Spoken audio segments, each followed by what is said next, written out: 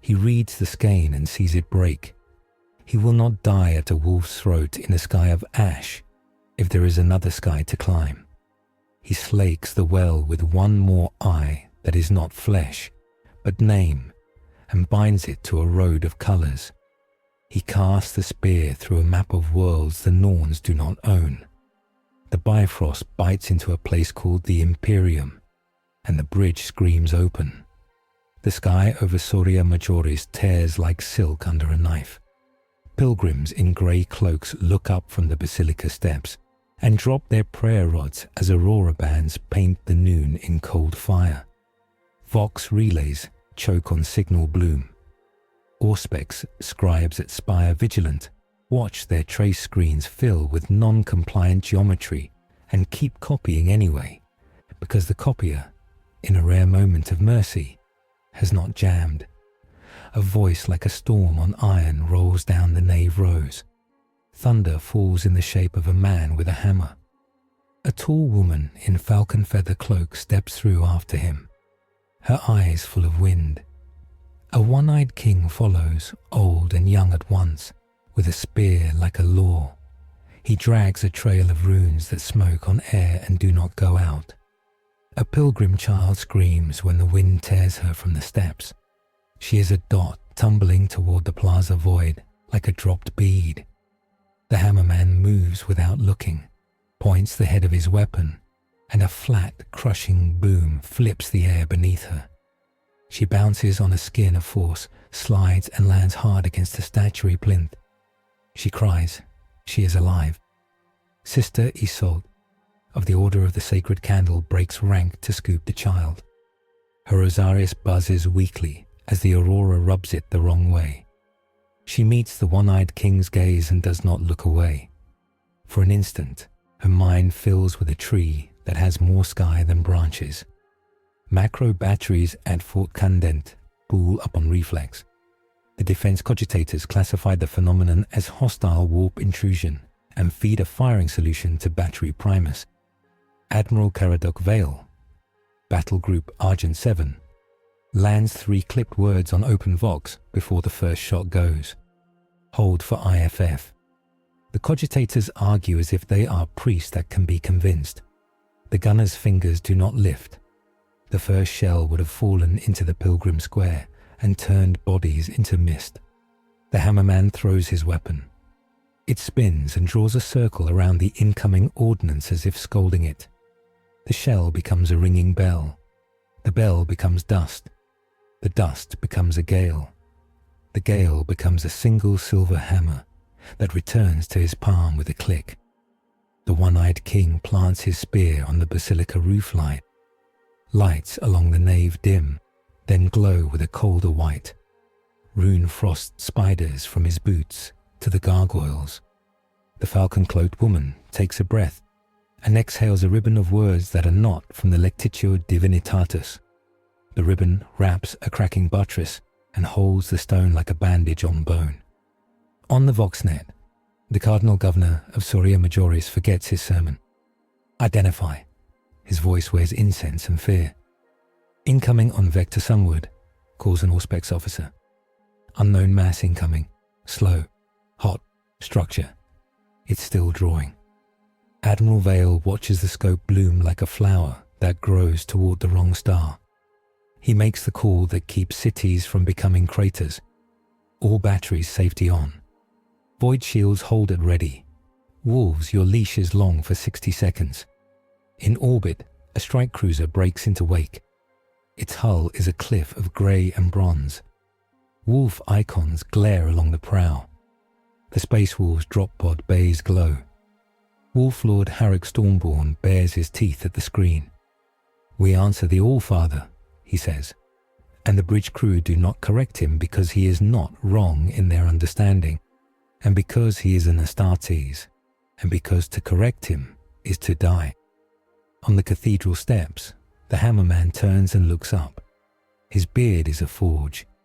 Brother, he says to the one-eyed king, this sky has iron in it. This sky has debt in it, says the king. He stabs the spear into a seam of light that writhes like a living thing. The seam squeals. Oil rain falls and hisses on stone without leaving stain. Do not spend what we cannot pay. The falcon-cloaked woman lifts her hand. Threads spool from her fingertips and catch on the light seam. She pulls. The seam stretches. It does not break. Her face tightens. A feather falls from her cloak and becomes a small hawk that is only shadow. The hawk dives into the seam and vanishes. Leora, a lay scribe in her first month at Spire Vigilant, writes what she sees because that is what she has been told to do. She writes, a king with one eye, a hammer that hears its master, a woman who sows light. She writes, this is heresy or miracle or both. Her quill does not shake, her hand does. A ripple crawls down the basilica's long nave as the stations of the emperor glare at new light. Stone saints look less serene and more watchful. The aquila at the altar flexes. Wax pools shiver in their cups. Inquisitor Maelia Vex arrives with a small storm of black coats and vox thuribles. Her rosette flashes once like a knife, then hides under leather. She is not tall, but she walks as if distance moves for her. 2 stormtroopers in carapace armor flank her like arguments she will use if all else fails. She stops 5 paces from the one-eyed king. She does not bow. Declare yourself, she says in Binharic clear high Gothic. Entity, name and vector. Declare intent. Hold your glamour. The king's one eye holds her rosette and hammers it into his memory. I am Odin, he says, called Allfather. I come by a road of my own making to cheat a doom. I will name no more than that until I must. Intent, says Vex. To save what I can, he says. To steal what I must. The hammerman grins. To fight. Thor, says Vex, filing it because she files everything. You are unregistered, unsanctioned. You bleed the Imperium and call it light. That is a crime. We bleed ourselves, says the falcon-cloaked woman. Freya. She touches the bandage of words holding the buttress. It drinks a little of her and stays. Your world was breaking itself when we arrived. You threw iron at your flock. Vex glances at the cracked plaza, where dust still hangs in the air like thought. She does not apologize. My world fires when it must. A pilgrim choir on the nave's right stair begins a hymn because music is armor where faith is thin. Their voices are not steady. They steady by the 3rd line. The words try to reject the new colors over their heads and fail. The hymn bends and takes them in. The sky moves again.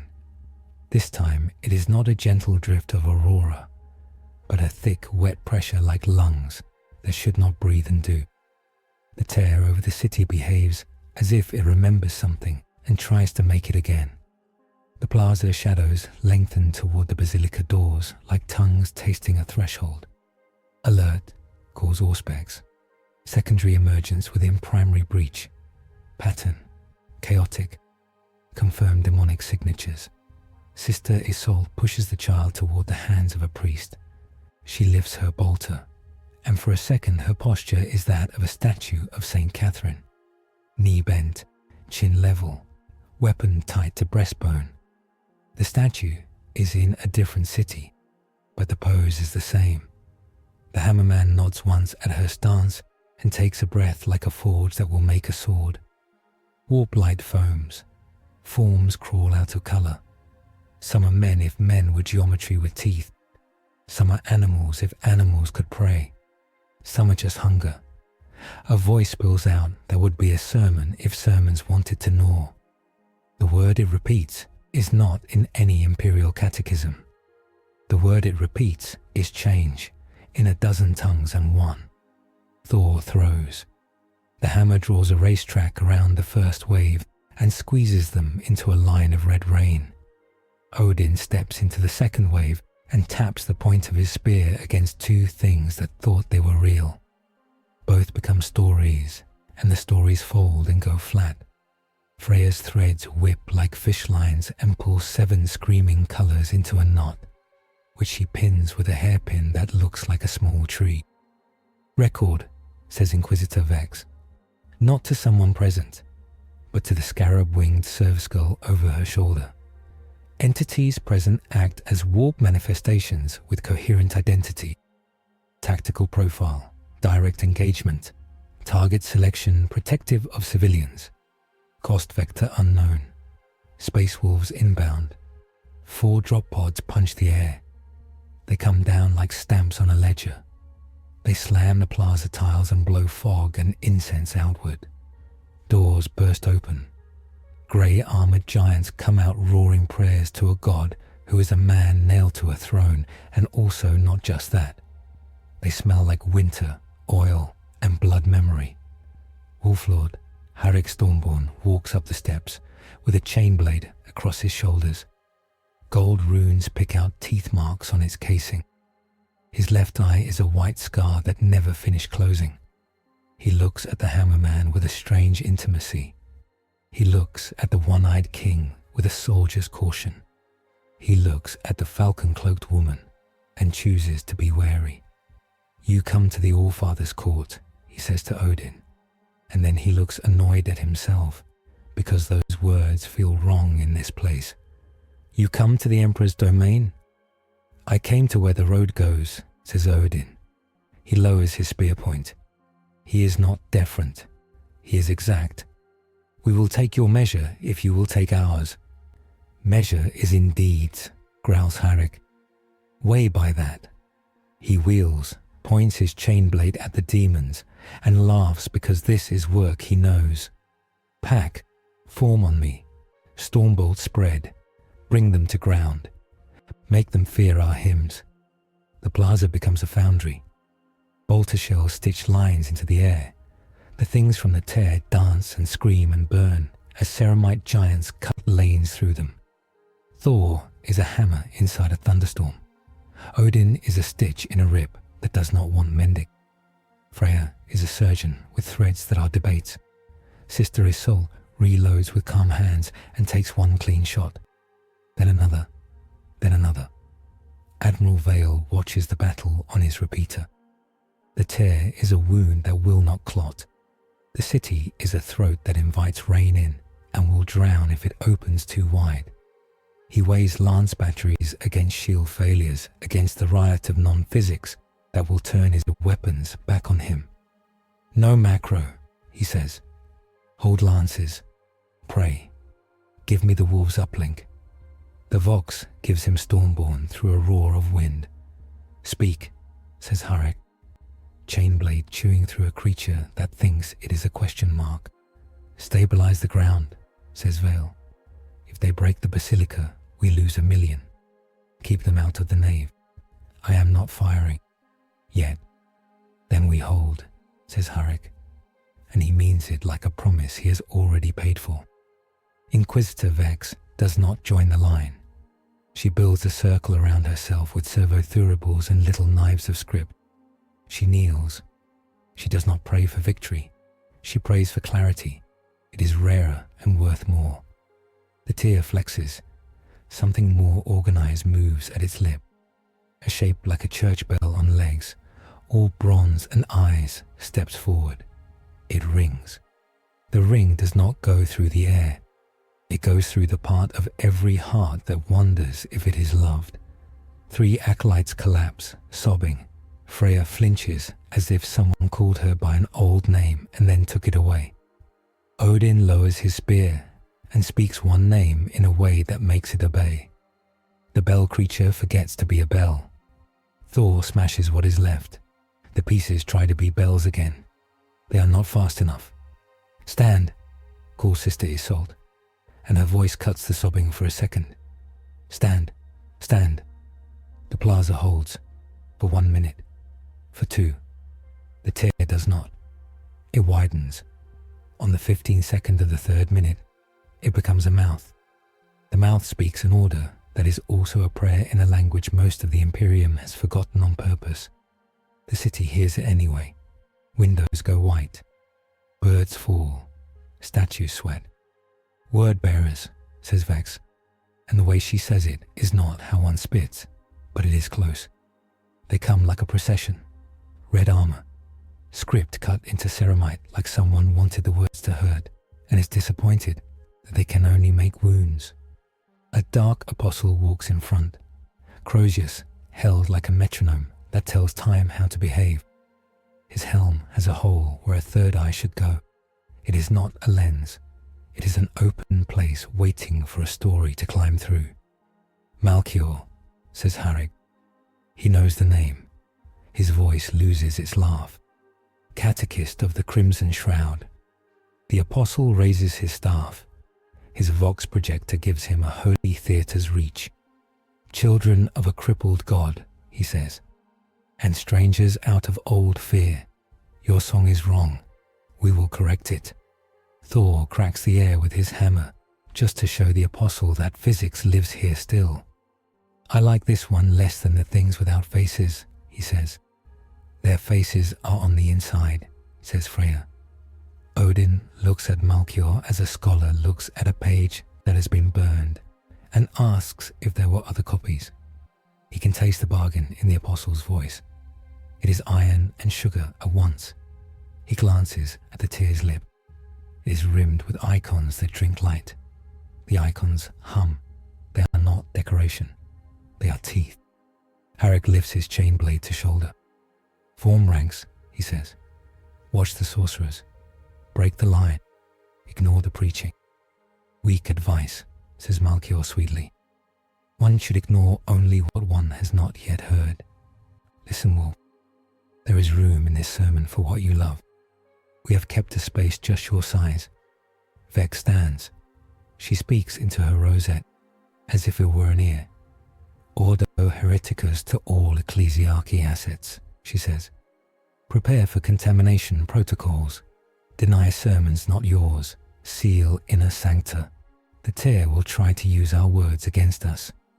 Attempt hailing, asks an aide at the cardinal's dais. No, says Vex. We know what he will say. We will answer by not listening. A word-bearer's sorcerer lifts his hands, and the air above the nave steps turns into a palimpsest of letters. The letters try to walk down into the crowd. Freya laughs once, sharp and startled, as if catching a trick she learned long ago. She plucks 3 threads and ties them in a sailor's knot. The letters trip and spill. The knot drinks the spill and becomes wet and heavy in her hands. She shakes it out. It drips silver. They will scale their attack to belief, murmurs Odin, almost to himself. They will turn worship into fuel to melt us. They will find the cistern dry, says Vex. Here, all worship is already spent. Not all, says Harrig without turning. Some we keep in bone. The first clash is not chaos. It is lines. The space wolves make their shield from bodies and steel. The word-bearers make their road out of faith and knives. Thor and Harrig meet the first push as if running into surf. Freya dances sideways, untying traps she does not examine. Odin walks straight into the eye of Malchior's sermon and writes a rune in the air with the spear point. The rune means hunger denied. Malchior's Crozius hisses. 3 demons catch fire without heat. He smiles inside his helm. He speaks a phrase that makes the rune forget a stroke. Odin's rune stutters. A wisp of him goes with it, like breath in winter. He notices. He pays the toll. He does not stop writing. Cost Vector observed, Vex says, very soft. They pay for their acts. Sister Isolde holds a line with 3 novices and a priest who has not fired a weapon before today. She knows what her shots do, because she sees the holes open and fill with wrong light. She stops thinking about what they were before shot, and thinks only about where they are now. Targets too close to the nave. She prays with the weight of her bolter. An orbital tremor runs through the plaza. Admiral Vale has repositioned the cruiser under the breach as if he can hold it like a lid. Lances scratch the higher edges of the tear and make it spit sparks. The sparks fall as flowers. The flowers bite ankles with glass teeth and leave quiet behind instead of blood.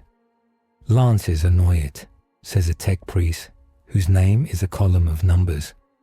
Recommend persistence. Recommend not stopping. Recommend a hymn in binary. Sing, says Vale. And for a minute the ship sounds like rain on tin. Malchior beckons. A word bearer with a mouth that is a page steps forward and speaks. The voice is a chain. It wraps a space wolf's leg and pulls. The wolf falls. Another wolf treads over him. Not cruel, stupid, necessary. The chain voice tightens. Bones mill. Thor's hammer comes down, and the chain becomes smoke with teeth that cannot bite. Watch the tongues, Harik barks. He hacks a sorcerer off his own spell mid-gesture. Cut them before they finish the words. He looks very briefly at Odin. You understand? I invented cutting words, says Odin. He smiles, and it is not kind. The plaza does not break, but the edges flicker. Malchior steps to the lip of the tear. He lifts his crozius and points it at the nave. You consecrated this city to a dead monarch, he says in a voice that can be heard under stone. You chose a corpse over a god. We respect your choice and will honor it with more death. Harik breathes a laugh with no humor in it. He is not dead, he says. Malchior tilts his helm as if listening for a heartbeat under dust. I do not hear him, he says, and lowers his crozius. The tear opens again.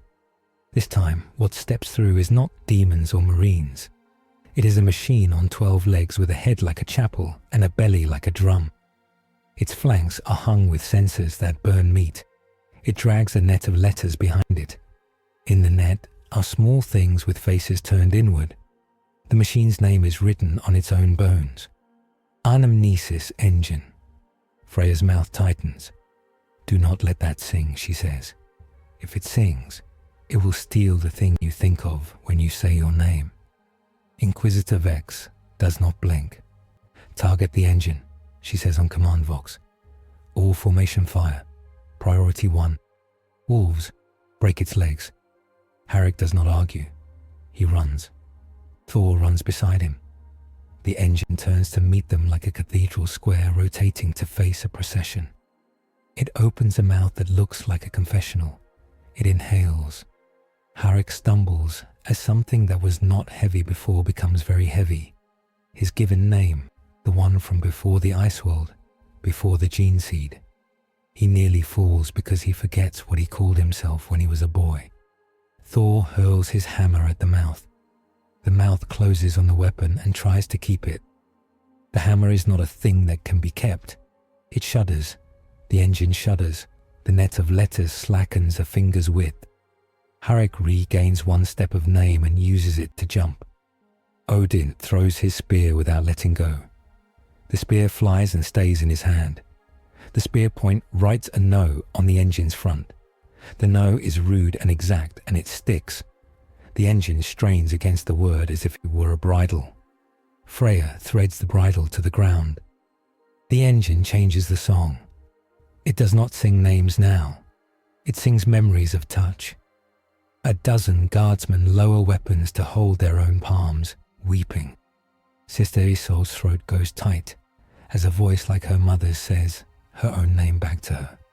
She presses the trigger and does not stop. The engine peels like an onion under fire. Malchior sighs as if disappointed in a student. He reaches up with his free hand and claws a rent in the air not far from Odin's head. Something like a hand and a church icon reaches out of the rent and grabs Odin's wrist. Odin looks at his own arm as if it were a tool that has suddenly become stubborn. He says a word that is not for others. The hand bursts and leaves oil on his sleeve. Cost, Vex whispers again, feeling the way the word pulls at the king's outline. He is paying. Thor retrieves his hammer with a yank that cracks paving. He and Harik hammer the engine's legs together. It topples. Freya's threads go from voice to rope to chain and lash it down. The engine tries one more song. Odin answers with a rune that translates poorly as silence with teeth. The song stops. The crowd of pilgrims has not run. Some cannot, some will not. They stand like trees that have found they must be walls. Leora of Spire Vigilant keeps writing because she started, and because stopping feels like betrayal. She writes the word engine and then crosses it out and writes hunger, and then crosses that out and writes prayer trap. She decides there should be a better word, but she cannot make one. Admiral Vale releases his breath when the engine stops moving. He looks at the tear and knows it is not over. He turns to the tech priest. Angle 4. Cut the edge, he says. Burn low and wide. Increasing, the priest answers, and the ship's spine hums. Malchior lifts his arms as if for blessing and makes a new shape with his fingers. The tear stable lines shift. They do not close. They become lace. The lace begins to fall. The falling lace is not decoration. It is script engineered to tangle with anything that has rules, which is almost everything here. It lands on bolter mechanisms, Rosarius fields, rune threads, faith, physics. Anything that can be convinced to behave differently tries. Some succeed. A stormtrooper's gun thinks it is a candlestick for one long second. Sister Isolde's Rosarius field becomes a bell jar and starts to suffocate her. Thor swears in a tongue that burns the ears that hear it. Odin growls a word that eats lace for a heartbeat and then stops from lack of breath. Freya bites the inside of her cheek and uses blood to weigh her threads down so they do not fly away. Harrick sees the shift in his pack's posture. He shouts, "Ignore the lies, work the teeth. If a thing is wrong and cannot be made right, break it." The pack obeys. They stomp lace that tries to be rules. They keep the thing simple. Move, kill, protect. That keeps most of the lace from finding purchase. Not all. A wolf falls when his helm decides it is a shrine lamp and softens. Harrick is there before the demon can taste brain. He does not do a clean kill. He does the kill that makes the idea of eating a wolf seem less attractive to anything watching. Malchior watches and learns. He smiles again. He points his crozius at Odin. "You," he says, "we have seen your sort on other worlds. The warp loves you for your shape. It will keep you if you do not learn to be less like yourself." "I am not in the habit of pleasing my enemies," says Odin. "Then be ready," says Malchior, and gestures. The tear opens wider in a way that is less like a wound and more like a mouth taught to smile this morning. Something ancient shifts behind it, heavy and bored. A colorless wind blows out and smells like endings. Even Thor stops for a breath in that wind. Harrick does not. Harrick does not recognize anything older than the Space Wolf's anger as older than him. Freya steps closer to Odin without looking like she is doing that. Her threads curl around his wrist where Malchior's rent grab left a smear of oil. The oil is cold. It cannot be wiped away. It is a mark. "Later," she says. "Later," he echoes. He lifts his chin and faces the wind. Inquisitor Vex moves. She climbs the nave steps and plants herself between the basilica doors and everything else. She raises her rosette where all can see it. "By authority of the Golden Throne," she says, voice steady and thin with effort. "This world is sanctified. You will not enter. To all loyal servants, this line holds." "Bold," says Malchior. "Small." "Necessary," says Vex, and she means it like a thing one writes in a book, one expects to be read long after one dies. Admiral Vale knows what is coming with a taste at the back of his tongue where panic always forms first. He makes the call he wanted to avoid. "Open fire," he says, and the lance decks kick. Light like needles rains through the tear's upper rim. It makes holes that do not bleed. The holes stay as if they have always been there. The tear hisses in a voice like paper disliking the pen. Malchior angles his crozius, and the holes learn to be less hole-like. Vale swears without sound. The Space Wolves push. The word bearers hold. Thor drives a path through red armor for a moment and meets something like a mirror under a helmet. A grin that would be a friend in another world. He smashes anyway. The grin becomes blood. Odin and Malchior finally step into each other's reach, like men tired of talking from far away. Odin's spear slides like a staff until the last instant, then jabs like a thought he kept sharp for a century. Malchior's Crozius turns aside the first hit and makes a word of power to catch the second. Odin pays another coin of breath so the spear will not be caught. Malchior pays another century of someone else's devotion to keep standing. The plaza shakes. Bells in the basilica ring without hands. Two statues of saints look at each other for the first time in 400 years, and both of them are afraid. Freya feels the threads tug toward the tear. They want to be part of the bigger weave. She tells them no, and the word costs her a handful of hair that goes grey as it leaves her head. She tucks it under her cloak and pretends she does not notice. Sister Isolde's lungs start to burn inside the bell jar her Rosarius has become. She taps the glass with the barrel of her bolter. Once, twice, 3 times. On the third, it cracks. On the fourth, it breaks. Air rushes back in and tastes like dust and time. She laughs once, inhales, reloads. Leora writes, bell jar, then crosses it out and writes, faith miscast. She glances at the one-eyed king and writes without thinking about it.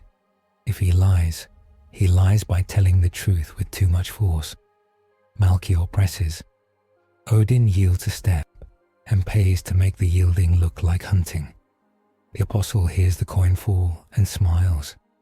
He knows a paying man when he fights one. Thor and Harik break the word bearer's first line. The second line closes around them like a door. Harik howls a note that makes the wolves of Fenris stand up under a different star and hurry to the cliff edge because someone is calling.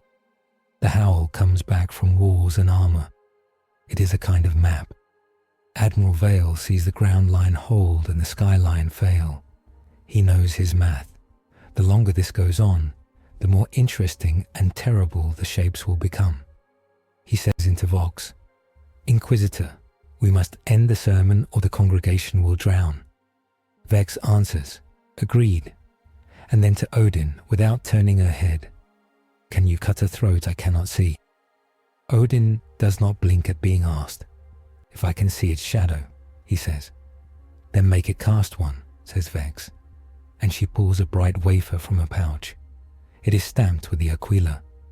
It is a relic no one was supposed to use today. She flicks it into the air. It sings like a small sun and lights the rim of the tear from beneath. The hidden throat of Malchior's preaching, that narrow place every river has, shows as a tighter band of dark. Odin throws the spear at the band. The spear leaves his hand with a scream that sounds like a young man giving up his last fear. It goes straight through shadow. The tear stutters. Malchior's Crozius misses a beat and hits air where a stave should be. The sermon loses a measure. Thor hurls his hammer through the same line. It tears through the tear's lip and bends the hymn inside. The demons with faces like letters writhe and flatten. Harik shoves his chain blade into the sudden slack and pushes with all the weight of expectations he has carried since he first held a knife on Fenris. The word bearer's second line buckles. Freya catches the relic sun between minimal fingers and sets it back on her palm. It burns her, and she lets it. She whispers 3 thanks to a god she does not serve for being useful, and 1 apology to no one for touching it. Malchior staggers to one knee, Crozius braced. He looks up at Odin and Thor and Harik and Freya and Vex, and the little sister with the cracked Rosarius, and the admiral in orbit and the lay scribe who is writing as if he will become less real if she stops. He thinks about strategy. He chooses not to die. He lifts his Crozius and brings it down in a pattern that is not about hitting. It is about writing with force. The tear stops widening. It coils instead. It is not retreat. It is focus. It is a hand closing for later work. Enough, he says, and his voice is a promise. This liturgy has a second part. You will not like the refrain. He steps back and lets the tear draw him up like a bell rope. The word bearers fall away in order, each with a last shot, a last word, a last look. The demons run backward as if dragged by a leash. The plaza is empty of enemy in 12 heartbeats. It is not empty of what they did. Silence happens and it is not peace. It is a jar with a lid. It holds the smell of oil and ozone and old things. It holds the crying of a child under stone. It holds the sound a spear makes when it has to decide whether to be in a hand or be a boundary. Harrick spits blood to the side to make his mouth clean for words. He looks at Odin and says, "You stood. You bled. That counts." "It counts," says Vex, and her tone is not warm. It is accurate. Admiral Vale's voice comes thin over Vox. Breach has closed to 10% of initial diameter. Pattern stabilized. Secondary surge probability at 68% in next 12 hours. Vex nods as if the Admiral can see her. "Understood." She looks at Odin. "You brought a door that enemies used. You helped close it. Now you will explain why you opened it here." Odin lifts his spear slightly, then sets it down again, because lifting it any more would be a boast right now, and he has no taste for that. "We came because our road cannot go where it once went," he says. "We came to survive a doom that eats gods and worlds. We thought this place hard enough to bear us. And you ask for shelter," says the Cardinal Governor at last, voice shaking with the after fever of fear. He steps forward in his gilt and silk and ash. He is not a brave man, but sometimes he is not a coward either. He glances at Vex, then at Harrick, then back at Odin. "You ask for shelter in the Emperor's domain." "We ask for work," says Freya. "We pay our way. We have never been good guests. We also draw things who like us for our shape," says Odin, not hiding it because Vex will smell any lie he tries to keep pretty. "You saw one. More will come." Harrick wipes his chain blade on a dead thing's robe and slams it to maglock on his back. "Good," he says. "I was almost done with the last war here. I dislike not having something to hit." Vex turns slowly and looks at the remaining pilgrims and sisters, at the circle of wolves, at the spent and smoking plaza. "We will speak in the sacristy," she says. "We will speak where walls have ears, I trust. Wolves contain the breach perimeter. Admiral, keep watch and hold fire unless provoked. Cardinal Governor, send medici and confessioners. The trauma will make its own sins." She looks back at Odin. "You will tell me your mechanism. You will tell me your motive, which I think I know. You will tell me your cost." Odin's mouth goes sideways. It might be a smile. It might be a grimace. "I will tell you what I can say without making it worse," he says. "The rest I will show." They move. The plaza fills with medici vans and stretchers and the red hands of help. Leora keeps writing until her sister takes the quill from her and gives her a cup of water and orders her to drink. She does, and finds her mouth is full of copper. She has bitten her tongue without knowing. Thor stoops to pick up a broken piece of the anamnesis engine and frowns at the way it tries to become a small, sad memory. He squeezes it until it is a shape that does not remind him of anything. He drops it. He tries again. He steps on it. In the sacristy, candles gutter in a crosswind that should not exist. The gold leaf on the walls looks cheaper than it did an hour ago. A servitor on a rail watches with animal patience. Vex takes the head seat because it is her city now, until someone stronger argues. Harrick does not argue. Odin stands rather than sit. Freya leans against a pillar as if she is tired. and does not need anyone to see it. Begin, says Vex. Odin draws a circle in the air with the butt of his spear. It is not magic. It is a diagram. We are from a world tree, he says, simple as a farmer saying weather. It holds 9 worlds, and we were their way to make sense and to make war. A doom came, a wolf with a name. He eats gods and sons and promises and makes the ends of things true. We would not have it. We sought another road. This road, says Vex. Any road, says Odin. This one took. Mechanism, says Vex. My blood, says Odin. A spear I did not cast at an enemy. Names I paid and cannot get back. The permission of women who watch all that is. Cost, says Vex. She does not blink. We are made of stories, says Freya, very mild. Your galaxy is full of a sea that eats stories and spits out rage. We burn like pots left dry on a hot fire when we stand long in it. We must bind ourselves or be used. Harrick snorts. Then bind yourselves and cut down what comes. You will have paid. Vex looks at him, then at Odin. What else? Odin looks at the smear on his wrist where Malchior's rent left a mark. It looks like oil. It feels like cold. The warp likes us, he says. It will make versions of us. The first was a sermon in red. The next will be closer to our skin. The next will be a smarter foe, says Vex. It always is. She folds her hands and a rosette glints between her fingers like a threat and a comfort. What do you want here besides not dying? To learn the lore of this place, says Odin. To find tools that break doom, to pay in war and work, to set a small piece of our tree down in a ground that will not spit it out.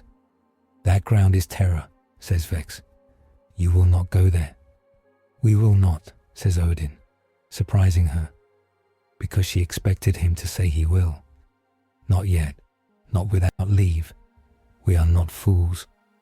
Admiral Vale's voice arrives on Vox to all authority channels.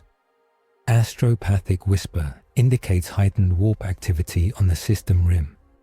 Ordnance signatures suggest further word-bearers' assets en route. Estimated time to contact, 14 hours.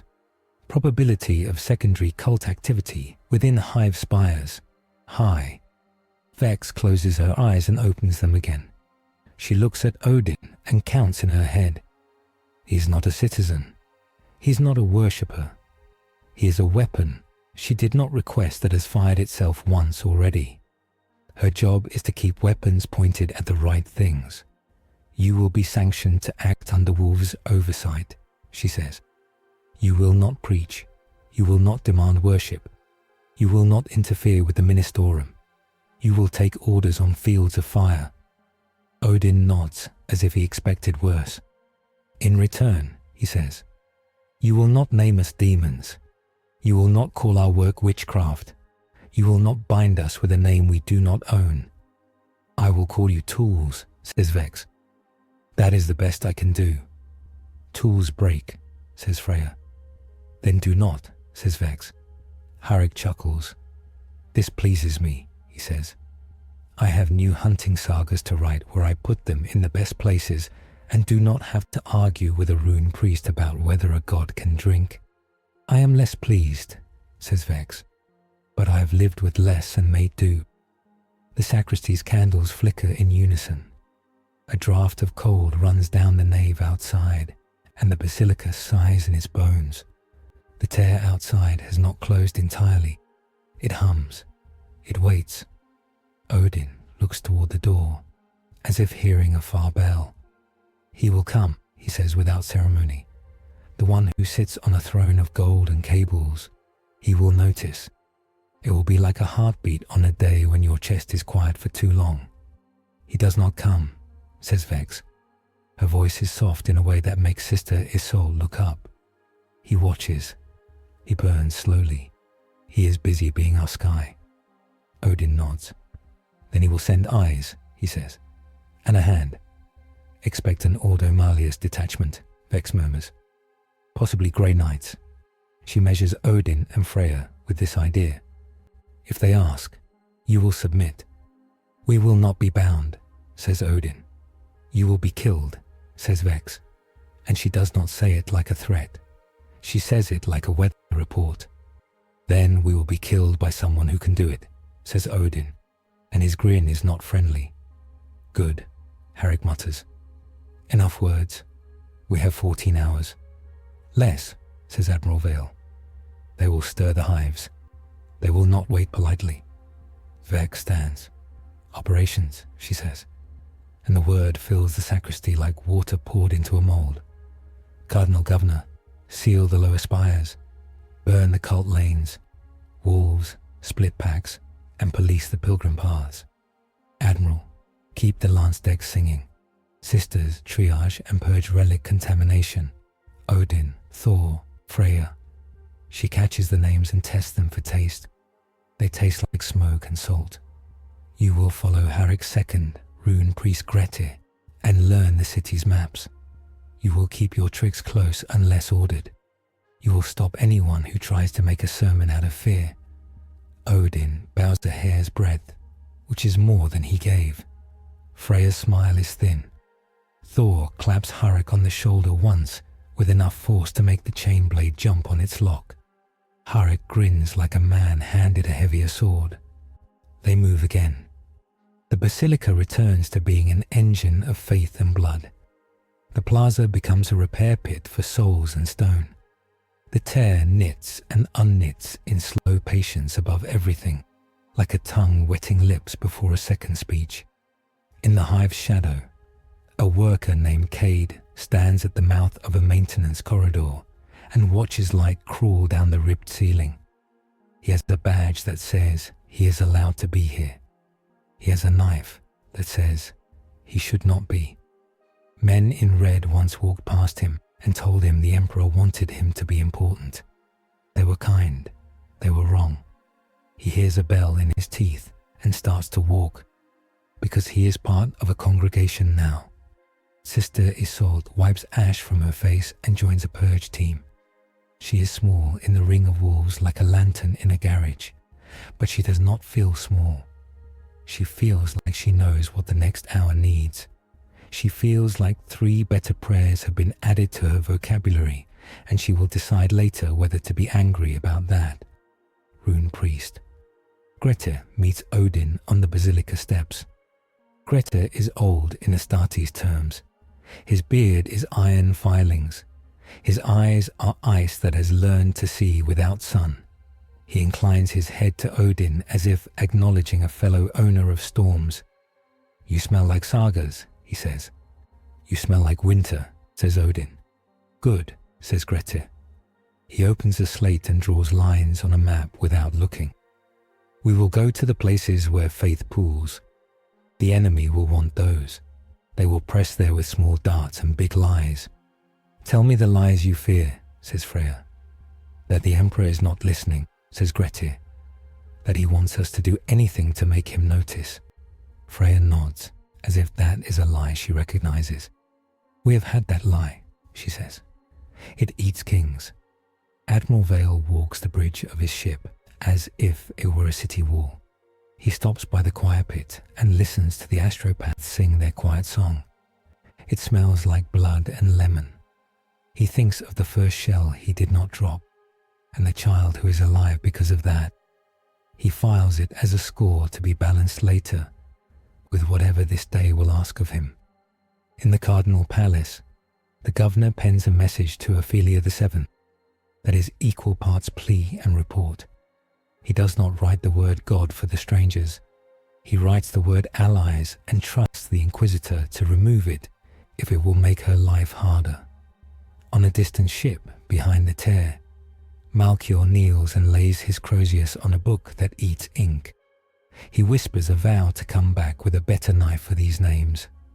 He tastes a stronger sermon assembling in his head, tailored to one eye and one hammer, and the woman who will not let stitches choose themselves. He smiles and bleeds on the page. The book licks the blood like a dog. In the plaza, Leora sits on a step and looks at her ink-stained hands and laughs because the laugh has nowhere else to go. A shadow falls across her. She looks up, surprised at herself for not being afraid. Odin looks down at her. He sees the page. He sees the hand. He sees the fear and the refusal of fear. "Right," he says, as if giving permission she did not ask for. "I will," she says. He nods and turns, and the smear on his wrist where the rent grabbed him gleams just a little colder in the basilica light. He looks at it once and then looks away on purpose. The city breathes, chest aching, and waits for the second sermon. The city resets its jaw. Sirens trade places with hymns. The wound in the sky keeps humming like a fly behind a curtain. Wolves fan into alleys big enough for tanks. Sisters form white knots at choke points and start the slow work of making civilians into a line. Tech priests drag cable across plazas and click wards into grates like teeth.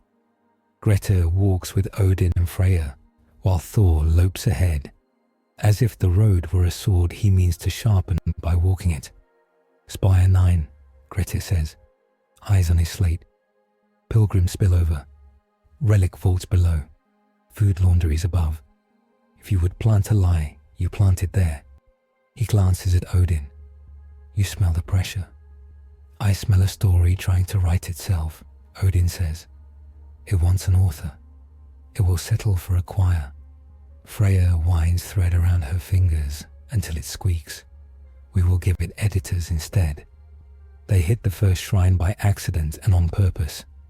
A little stone room, 4 candles burnt low, a brass aquila gone soft with kisses. A man stands at the door with a collection box and a smile that tries to be permanent. His pupils are too wide. The collection box is too heavy. Grettir points. A wolf pulls the lid. The box is full of paper. The paper wriggles. Words spill out and try to climb the walls like ivy with teeth. Freya flicks her thread. No weave. Just a slap. The words fall and lie there like fish out of air until they remember they are ink and lie flatter. The man's smile breaks. "They told me to keep singing," he says. Voice little. "They said the Emperor would hear if we sang as one." "He hears," Grettir says. Very dry.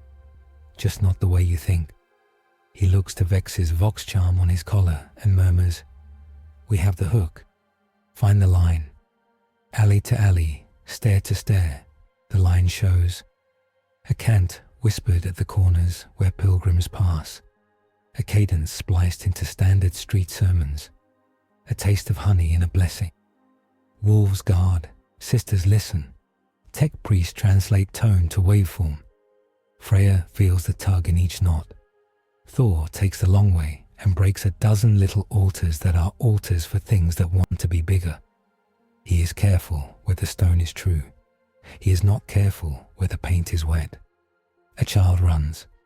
Thor kneels. "Who taught you to sing with your eyes closed?" he asks. "The Red Priest," she says. "He said we get more of the Emperor if we don't see." "You get less of everything if you don't see," he says, and makes a game of opening her eyes. "Count my scars." She counts until she laughs. There are more than she can count.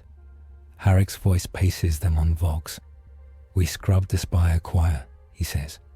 20 mouths, 1 brain, a nest of letters under the floorboards. "I hate letters.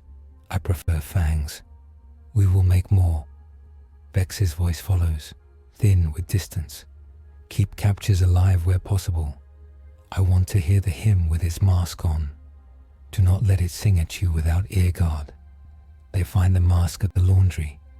A woman with hands of starch and a tattoo on her throat that looks like a nail. She folds sheets to the beat of a quiet tune. Her eyes look like a person wearing her eyes. Freya leans in close and hums a different note. For a second, the woman returns. She drops a sheet and covers her mouth. "I did not want..." "I know," Freya says. "We will cut it." She looks at the tattoo. "This is a lock. The key is sound." Grettir calls tech priests. They bring a coil of cable and a box with 2 dials and a little saint painted on its side. "We can make a silence," one of them says, offended at the idea. "It will be loud." "Do it," Grettir says. He gives Freya the space. Freya threads her fingers, touches the nail tattoo, and ties a knot that is not in the thread but in the time when the thread was made. The nail loosens. The song in the laundry falters. The woman sobs as if coughing up water. Freya winces as the knot bites her. Time tends to chew the fingers that tie it. They pull a dozen like her out of their tasks. A baker who has kneaded words into bread. A sweeper who has brushed prayers into drains. A scribe whose pen has been a siphon. Each time Freya ties a knot, something in her hair goes paler. Each time Grettir watches her, something in his eyes gets amused and sad. Thor opens a manhole and drops into a sump where hymn water runs. He wades through waist-deep doctrine and comes up roaring with laughter and bile. He finds a junction, hammers it flat, and makes a dam for words with his own back while wolves shovel rubble with their gauntlets. "I've carried worse," he grunts, and the wolves grin because of the way he says worse like friend. Odin does not go deep. He goes high. He climbs a service ladder onto a spur that looks like an unwritten page and stands there while the city breathes. He closes his one eye and opens the other that is no longer flesh and sees the lines pull through Soria like warp tide around pylons. He marks them with a point of spearlight only he can see. He does not make new lines. He cuts the ones that want to be veins into channels where they can drain. The first victory happens like a hand opening. The words lose their teeth. The cans stop sticking as well. In a dozen shrines, the candles stop guttering in one direction. Thor leans his shoulder against a laundry wall and listens to quiet. Grettir writes a rune with his finger on a rail and it holds. Harrick's laughter crackles on Vox. "We took their tongues and did not have to take their heads," he says. "Bless this city for making good walls." Vex allows herself a 3-word concession. Better than expected. Cardinal Governor Anselm whispers in his chapel for longer than he can spare, and then stands and tells his ministers to open the food vaults for the quarter that held the loudest heresies. He does not ask Vex. He knows she will be angry and hopes she will be too busy to correct him. The War Council meets in the Basilica's undercrypt, where saints lie with their faces turned down because they still blush when people pray to them. A table is a slab. Map runes flicker like trapped fireflies. A servitor pours ink that smells like blood and carrion flowers. Vale's face is a square of light on a slate, a ghost at the head of the table. Harrick sits, because chairs were made for wolves, as much as for anyone. Grettir stands because sitting makes his bones remember a ship that smelled like oil. Vex presides, because she is the blade that fits this sheath. Odin stands at the corner of the light, spear grounded. Freya sits on the edge of the slab and watches the runes breathe. "Praise," says Vale, voice sanded down by stress. "We kept the spires from drowning in him. Casualties low relative to the initial projection. Whoever is running your threads, Inquisitor, keep them running." Freya twitches a half smile and does not announce herself as the thread runner. Vex knows anyway. "Costs," she says. Grettir points with a scar. "We burned a dozen nests. We let 100 people live who would otherwise be ash. Their belief is damaged. That is fine. They can patch it. The ones we killed cannot." Harrick looks at Odin. "You cut without taking risks," he says. "That is new to this city. It will be noticed. It will be resented," Vex says. She is not unkind. She is not blind.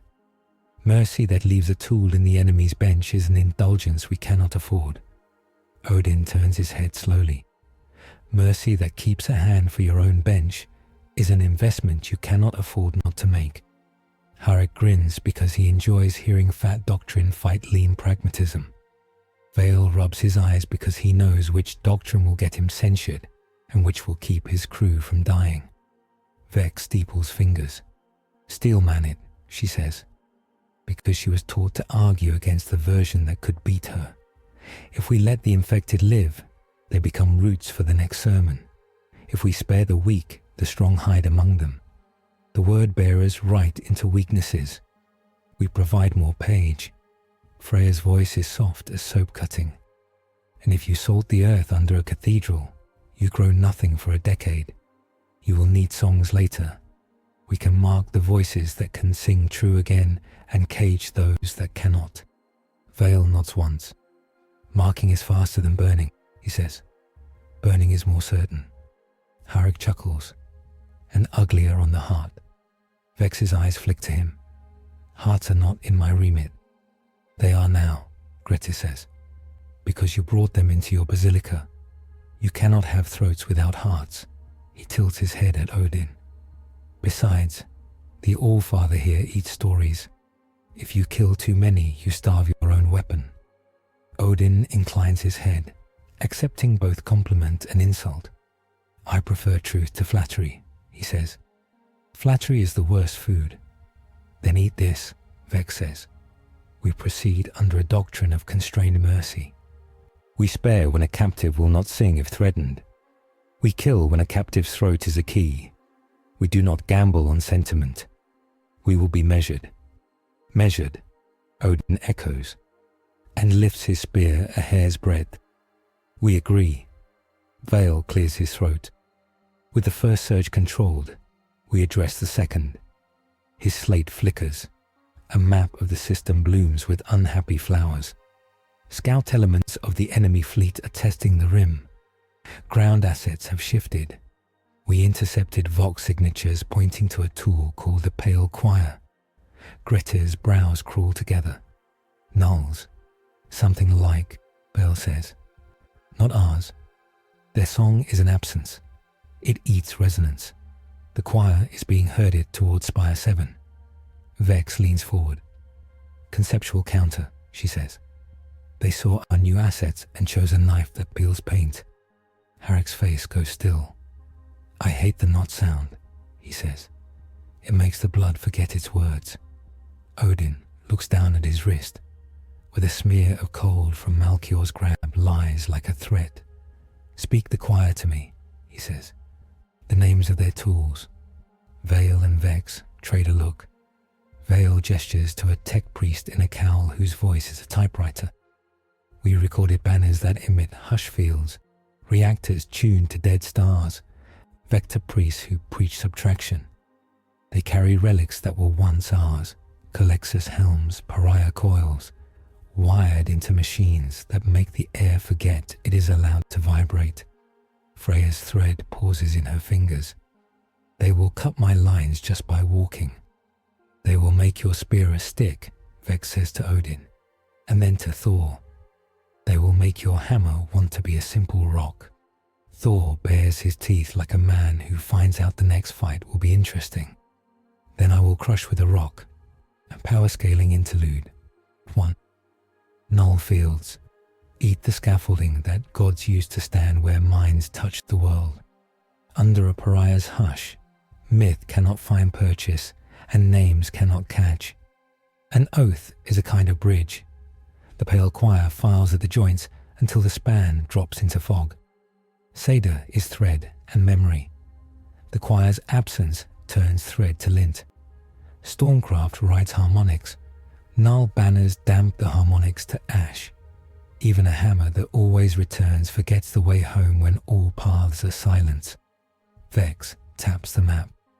The choir comes with escorts of word-bearers and mortal militia. They will choose a place high and beloved, somewhere a hush can kill the most echoes. Spire 7's Vox Choir Tower, Grettir says. It sings the hour for half the city. Then we go, Thor says. Vex lifts a hand. Plan, she says, a word that tastes like bread. We cannot beat absence with noise alone. We find edges. We push. We use stone, steel, water. we deny them a clean field. Odin nods. We will thread around their blankness. We will make physical ropes where the mind cannot throw. Grettir looks pleased. We build a storm you can ride without gods. Gods ride anything, Thor says, even silence. The plan is simple because simple survives contact. Wolves will hold stairwells and roof paths. Sisters will clear the tower's lower sanctums and keep civilians moving. Tech priests will bring water to the upper decks, not for thirst, but for echoes in stone. Vale will aim lancelight a fingerbreadth away, as a scythe, in case the enemy makes a doorway. Odin, Thor, Freya will go to the bell. The bell at Spire 7 is not a bell. It is a lattice of sanctified copper that vibrates when the city prays. Children kiss it on feast days. Old men sit under it to remember. It is as large as a small house. It has a crack from a siege 2 centuries ago, repaired with gold leaf and promises. They reach the tower's base as the pale choir arrives. The city feels it first. The air goes soft. Shoes squeak less. A cartwheel stops complaining. The tower's doves stop their racket in a way that is not rest. Wolves shudder as their vox hymns choke. Grettir bares his teeth and growls a word that is not a prayer. It is a Fenris thing to keep air moving in lungs. The pack copies him. It helps. Sisters step softer because their rosary dim. Inquisitorial charms prickle and then lie like coins gone cold.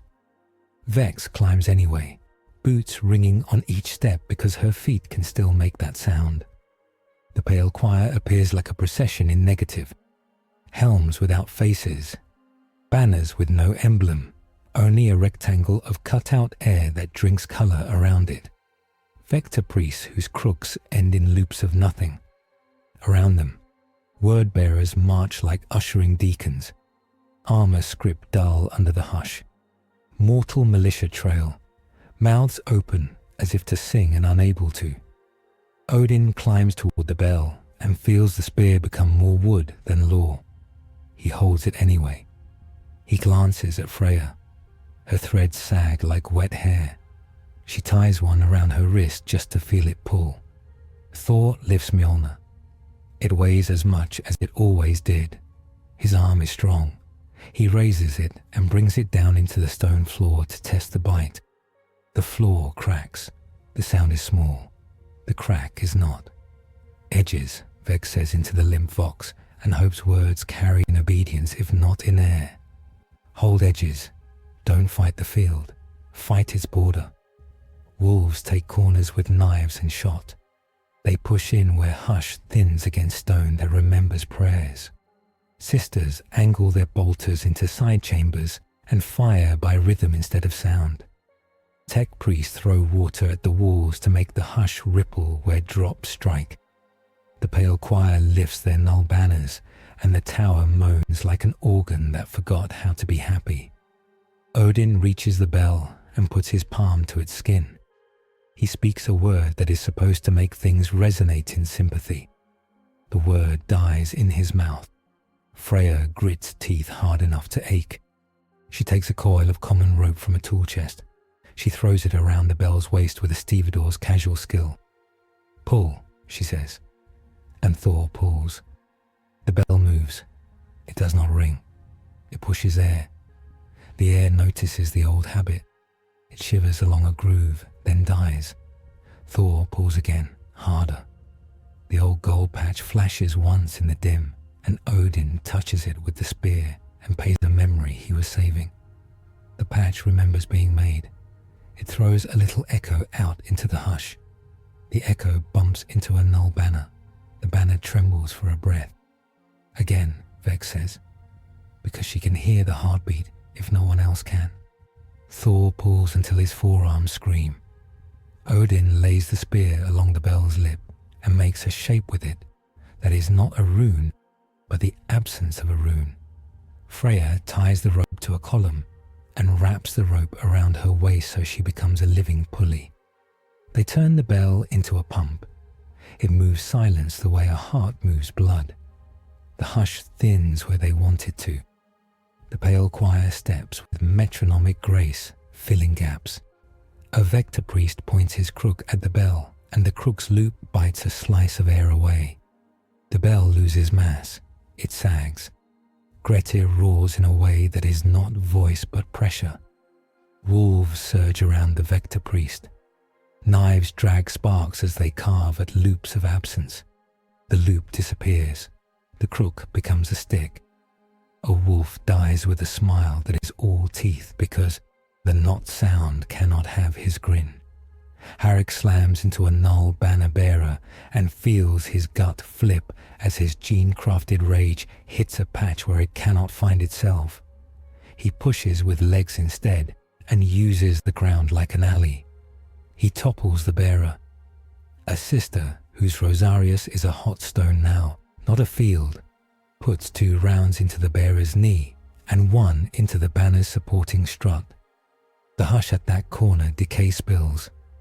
Odin leans his forehead against the bell and gives it a story. A winter where a village rang it to call wolves to a feast. A spring where lovers scratched names on its skin. A siege where men died under it rather than under other things. The bell remembers it can ring without air if someone loves it enough. It makes a noise in the space where noise is forbidden. The pale choir staggers. The word bearers hiss, as if their tongues can taste silence going rancid. A mortal militiaman sobs because his ears pop and his mother's name returns to him all at once. Push, Vex says, eyes bright. Do not stop. Thor kicks a vector priest over a gallery rail and does not watch him fall, because the hush makes watching cost. Freya throws her rope from post to post and makes a crude web that has weight. Odin strikes the bell with the spear butt. A tone slips out, thin as a coin squeal, and ricochets into a banner seam. The seam splits. The bell cracks again, a little. Odin feels the crack as a rib breaking. He rests his hand there and apologizes. He would rather break this than break the city.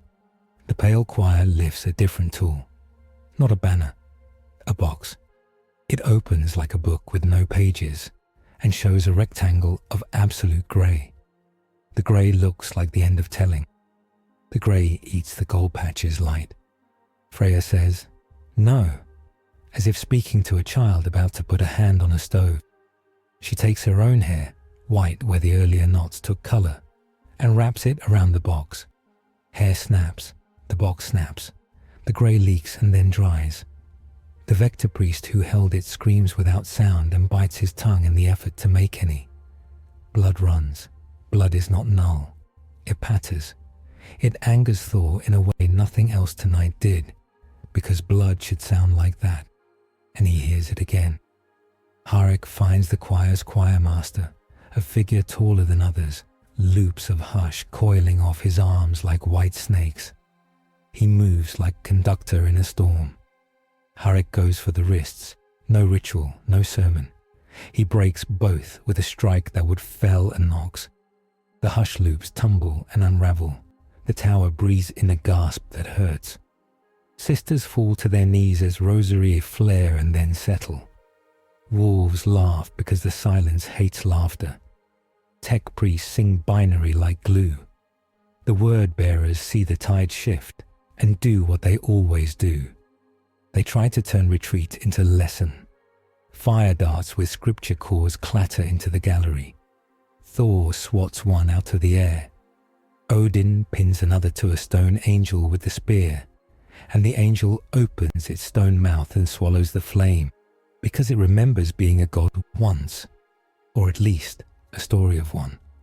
Freya snuffs a third with a pinch that burns her fingers black to the first knuckle. She hisses, but keeps working. The bell rings. It is not a peal. It is a cracked, stubborn note that picks a path through wet wool. It gets to the city. Down in the hive, men look up from benches. Children stop with bread halfway to mouth. A gang knife lowers. A confession half said finishes. The word bearer's little sermons sputter.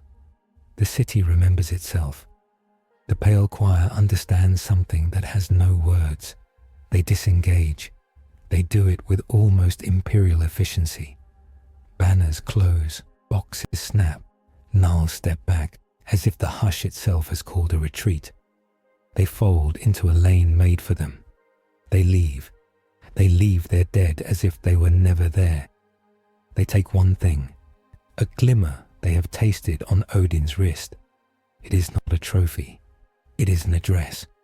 Harik leans against the bellpost and breathes as if laughing and dying at once. First blood, he says. We kept the song. Creative counters, Vale says in Vex's ear, a rare thread of humor in his tone. You made a bell into a heart. We can use that. Vex does not smile. She is thinking of how many bells she has to give. Costs, she says, because she must. Her gaze flicks to Freya's blackened fingers, to Odin's sweat, to the hair on the floor that used to be bright. We count them. Odin looks at his palm where the gold patch pulsed. We will pay, he says, and does not dress it in praise. The tower holds, the city hears. The first victory is claimed and does not turn ash in their mouths. They do not get to rest. The war council reconvenes above the bell, the tower's wind making banners crack, the hush lifted, but its taste clinging like chalk. Vale's face is gaunter. Harik's jaw has a new bruise an inch from the old one. Grettir's beard has dust in it that twinkles like frost. The pale choir will not come back the same way, Vex says. The enemy knows the bell trick. They will change knives. They will go for the thing under this, our will to spare, our need to love what we protect. Odin tilts his head. You fear that mercy is a lever they can pull. I know it, Vex says. Word-bearers right to make compassion into contagion. They will set a test where the only safe answer is the cruel one. Then we cut new questions, Freya says. She wraps cloth around her fingers. We refuse the paper. Harik brushes stone dust off his chain blade. Or we answer with fangs. Vale clears his throat. We have chatter, he says. Interrogations pulled from captured chanters. The next sermon will name your names. It will make you saints to steal you. It will claim you fight for the Dark King behind their god so the faithful will both love and hate you. It will force us to choose public condemnation or tacit acceptance, and either choice feeds a different trap. Odin's eye looks very old. That is a good move, he says, no grudging in it. If I were them, I would do the same. Vex's mouth tightens. We will preempt. We will name you ourselves. Sanctioned mercenary assets under order oversight. We will issue the writ and recite it in plenary. It will cost me a favor with a cardinal who thinks knives should wear mitres. Do it, Vale says. Keep the voice. I can't lance sermons as easily as ships. Harik grins. I would watch you try. Debate grows teeth. On one side, Vex's doctrine. Keep sanctity pure. Purge where doubt compromises defense. Deploy only sanctioned words. On the other, Odin and Freya's world size. Rescue even when rescue risks new mouths for the enemy. Teach people to think so sermons stick less. They steel man each other because Vex demands it, and because Odin respects a worthy argument as much as a worthy foe. Your method raises the waterline, Vex concedes, but we drown the slow swimmers. Your method saves the fastest, Odin says, but you empty the river. Grettir raps knuckles on the slab. We must build a ford, he says, smiling at his own audacity. A place where the slow can cross without dying and the fast can still run. Then we braid, Freya says. 2 cords twisted, sanction and story. We tell them how to resist lies and give them permission to respect their fear without kneeling to it. We buy time with your authority. Fill it with our lesson. Harik barks a laugh. We tell them to be brave. We also tell them it is all right to be a coward for 10 breaths if those breaths help their hands reload. Vex's eyes close for a heartbeat. We will try your braid, she says. If it strangles us, I will be the first to cut it. Vale's slate pings, a cold sound. Alarm, he says, and the word makes everyone stand a little taller. Smarter foe enters. Signal confirms. Malchior returns with a host, but not alone. He has a guest. The guest walks out of the Terra in a small parish square, a district over, as if the sky had been painted with a door and someone remembered the handle. It is a man, if a man was a wound dressed as a pilgrim. His outline is frayed. His shadow is wrong. His eyes are quiet in a way that makes a god's teeth ache.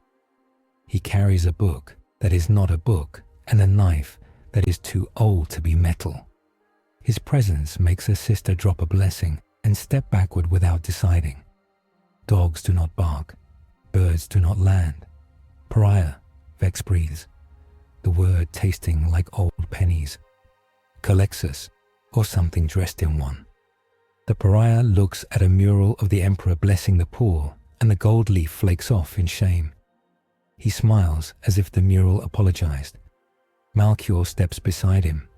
Crozius, tilted like a shepherd's staff. We bring an argument, he says, and even his sermon voice is quiet here. Odin feels the pariah like a hole where a story went through the page.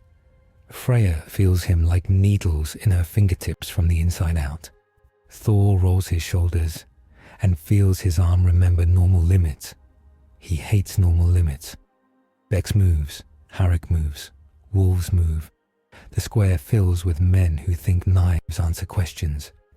The pariah looks at Thor, and Thor's hammer forgets how to hum. It becomes a heavy thing. Thor lifts it anyway. It is enough. He smiles because muscle is a friend who never leaves until flesh tears. Malchior opens his book. No text. Just a grey that eats attention. He speaks. The pariah does not speak. His silence is a counter-sermon. Between them, a braid of word and unword twines and reaches. Freya swears and bites her lip until she bleeds. She takes her blood and draws a small line on a pillar. The line says, "Here I was." It refuses to be null because it is made of her. It makes a tiny noise that could be a path. Odin stares at the pariah and knows a shape like him from other worlds, where men without dreams were used as hammers to break dreamers. He knows that gods die under such tools because gods live where minds touch. He lifts his spear and chooses to be human in the next minute, to act with hand and eye only. Fight him like a man, he says. Harik bares his teeth. I prefer that, he says, and charges. The first exchange does not look like myth. It looks like war in a narrow square with bad footing and scared people. Guns fire, knives cut. The pariah moves lightly, as if not touching cobble. Malchior's Crozius speaks small words that still find ears, because silence is kind to speakers. Harik hits the pariah with a shoulder meant for Terminator plate. The pariah is not a Terminator and does not stand. He folds, rolls, and comes up inside Harik's guard with that too-old knife. He slices across greave and into meat. Harik snarls and headbutts him. Bone cracks. Harik sees stars and swallows them. Thor throws without faith. The hammer goes out and does not arc. It hits a wall where a sin-eater once confessed and leaves a crater. It sits there like a rock. Thor runs to fetch it like a farmer who lost his favorite stone. He laughs in the pariah's face. You want me soft, he says. You get me hard. Freya uses rope again. She flips a loop around Malchior's Crozius hand. He smiles and speaks a syllable that turns rope into wet thread. She does not curse him for the burn that gives her. She ties the wet thread anyway. Odin moves with spear-like staff, not idea. He jams it between the pariah's ankle and the ground, trips him, and does not try to stick him, because sticking means holding, and holding means touching, and touching means being erased. He hits the pariah's hand with the butt instead. Knuckles break. The knife skitters. The knife eats a fraction of the cobble as it goes. Vex pulls a votive from her belt and flicks it at the pariah's chest. It is not an explosive. It is a piece of bone. It was a saint once, or a murderer, or a mother. It was sanctified by being loved. It lands and fails to attach because the pariah has no harmonic to hold it. Vex grits her teeth and steps closer. "You will not walk the nave," she says, and means to make it true by walking first. Melchior sees the gleaning at Odin's wrist. He smiles a private smile and files the taste away with little labels. Later, to be gnawed, to be sung, to be named in a voice that is not his own. The pariah stands like a man learning to get up in low gravity. He looks at Thor's hammer and does not see a weapon. He sees a stone. Thor sees a stone too and grins and comes on anyway. Flesh meets flesh. It is clean and horrible. The smarter foe does not win here. He hurts. He makes a point. He opens a door that cannot be shut with a bell. Wolves push. Word-bearers pull. The square churns. Odin stabs Melchior's Crozius half to make him step back and pays half a breath through his teeth as the pariah's nearness makes his head feel like a jar that has been heated and dunked. Freya kicks the knife toward a drain. The drain chews it. The drain burps. The pariah's eyes close as if in relief or anger. He opens them, and the quiet around him folds 2 inches tighter. Harrick grips her wrist and squeezes until bones grind. The pariah's mouth opens without sound. Harrick pulls him into a choke that is all friction and gravity. He would break this neck and end a piece of the night. He will if he must. He asks first. "Vex?" "Alive," she says. "I want his quiet in a box." Harrick's grip shifts. The pariah slides an elbow and makes space where there was none, because silence is a geometry that eludes grasp. He slips free. Harrick swears, and his breath fogs in air that should not fog, because nothing of the warp lives here, and still frost keeps trying to form on edges. It's Fenris in his lungs. He keeps it there. Melchior calls a retreat the way he called the advance. "This is the refrain," he says, and pats the pariah's shoulder like a lover. Next we sing the verse. They leave with the same infuriating discipline. They leave wounds that will fester when silence gets into them. They leave a plaza with scuffed saints, and sisters with grey lips, and wolves whose teeth chatter not from fear, but because their marrow remembers a vacuum where songs go. Thor picks up his hammer and swings it in a circle once, twice. It hums again, like a dog finding its person's hand after a blindfold. He kisses it, shameless, and laughs. "Found you." Freya sucks on her burnt knuckles. Odin looks at the spot where the knife went down the drain and knows that hole will open again somewhere else with the same knife, because things like that do not stay eaten. He wipes his wrist as if he can smear the cold away. He cannot. Vex breathes twice, steady, then walks to the center of the square and plants her rosette again, not because the enemy saw it earlier, but because civilians watching need to see it now. "We hold," she says. "We name them ours to kill." She looks at Odin. "We are not ready for this quiet weapon. We will be." Odin nods. "He hurts where we live," he says. "We will move some of our living. We will lean harder on hand and stone." Veil's slate hisses. "I can sing louder with lances," he says, a grim joke. "We can also drop a company of skitari with shock maces. Noise in the body." "Bring them," Vex says.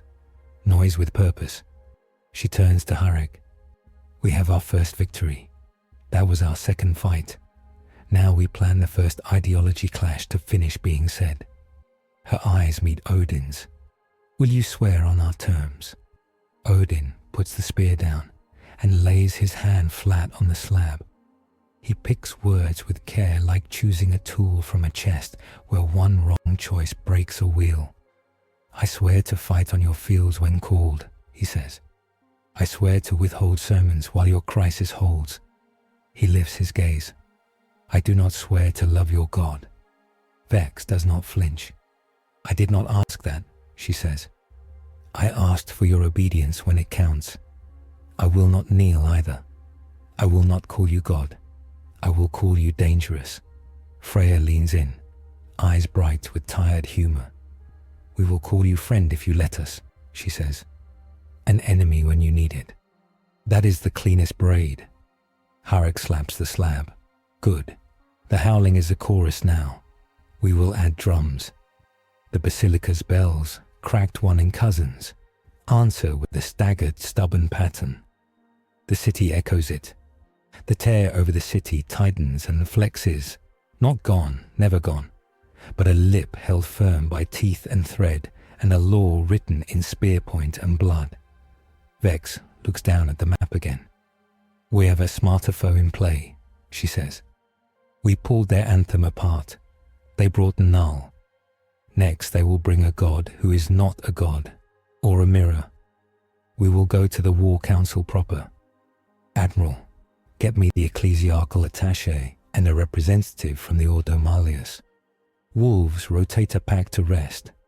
Odin, Freya, Thor, eat, bind your wounds, and then come listen to men in gold tell you what the law is. Law is a spear, Odin says, smiling without joy. I will hear it from the hand that holds it.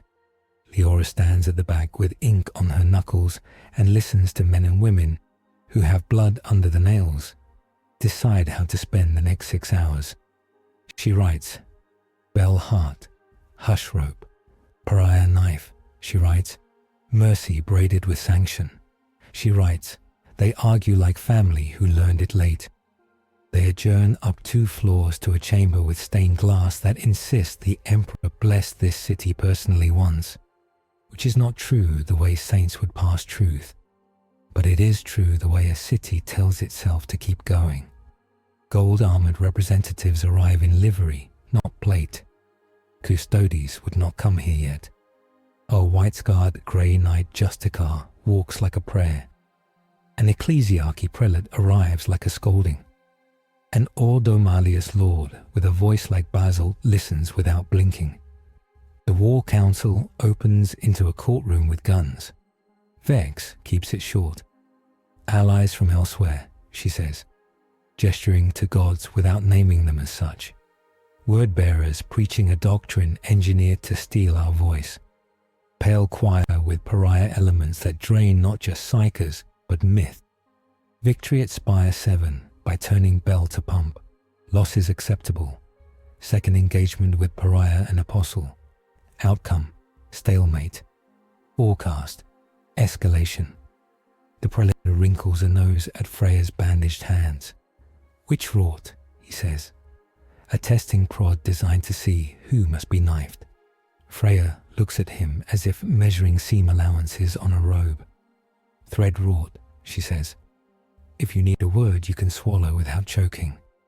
The Grey Knight Justgar watches Odin like a man who has seen many performances and wonders if this one is also a play.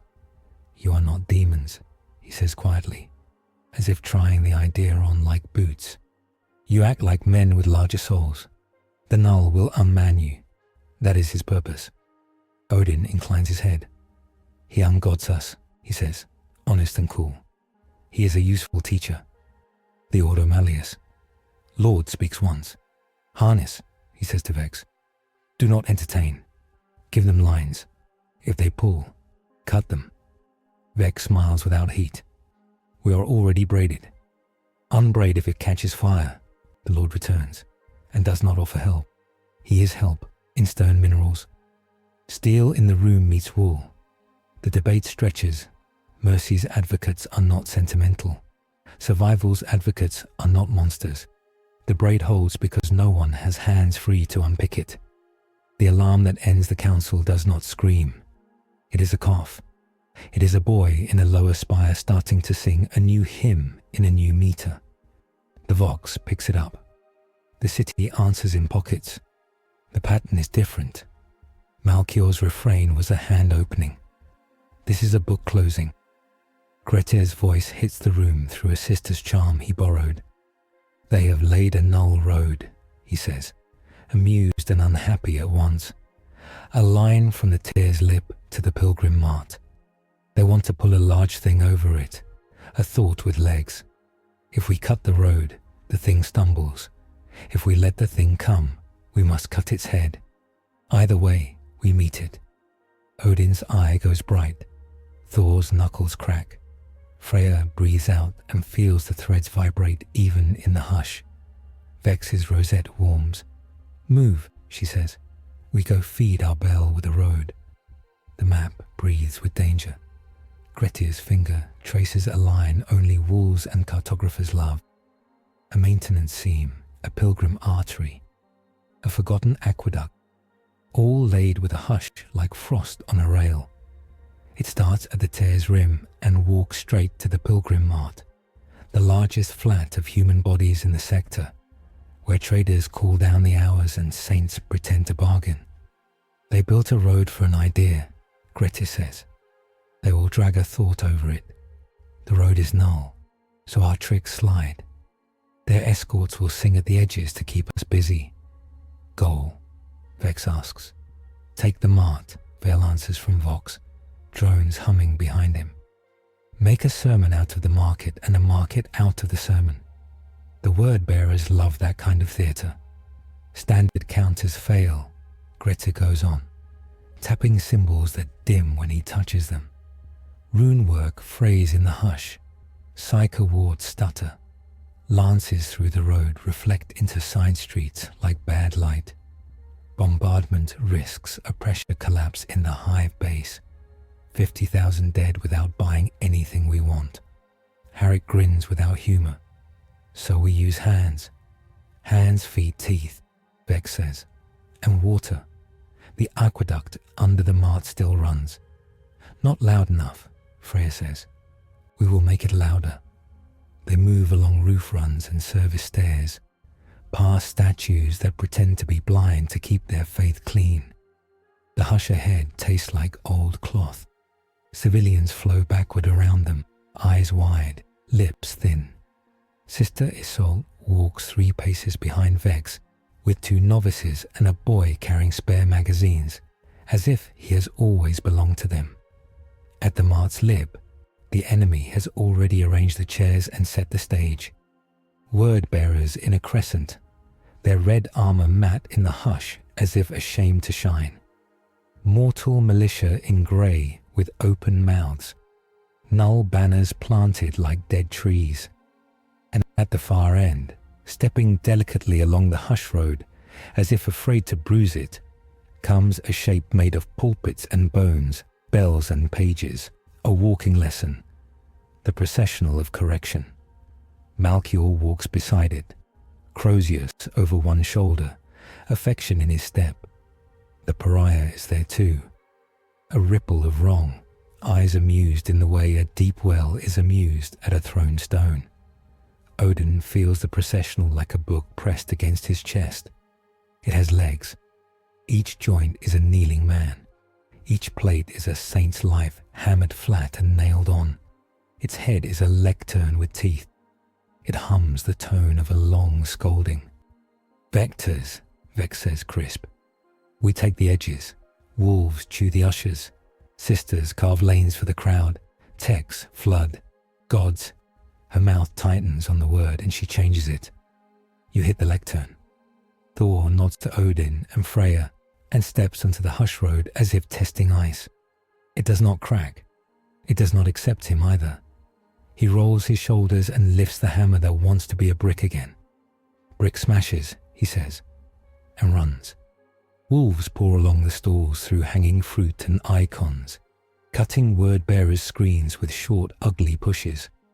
Grettir walks with a cup of water and sprinkles it where his boots land. The hush recoils from the splash.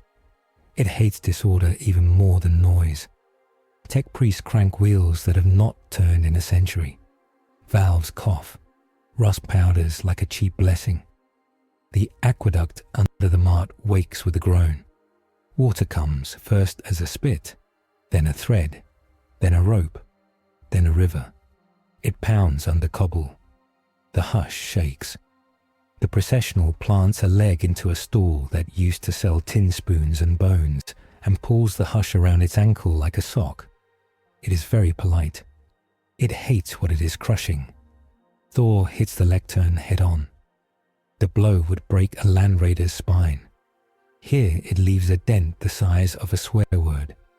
The hush drinks the shock, feeds it into the processional's ribs, and the machine sings a little louder. Again, Odin says, running alongside, spear low. Freya is already on it, rope in hand, looping a joint and yanking at the exact moment a wolf's last burst scores the same hinge. The rope cuts, the hinge coughs, the leg buckles one notch. Malchior flicks his Crozius, and a paragraph of script leaps to stiffen the hinge from inside. The rope burns her palms. She does not let go. The pariah walks up the hush road toward Thor, smile mild as if asking to borrow a cup of salt. Thor's swing slows in the field of him.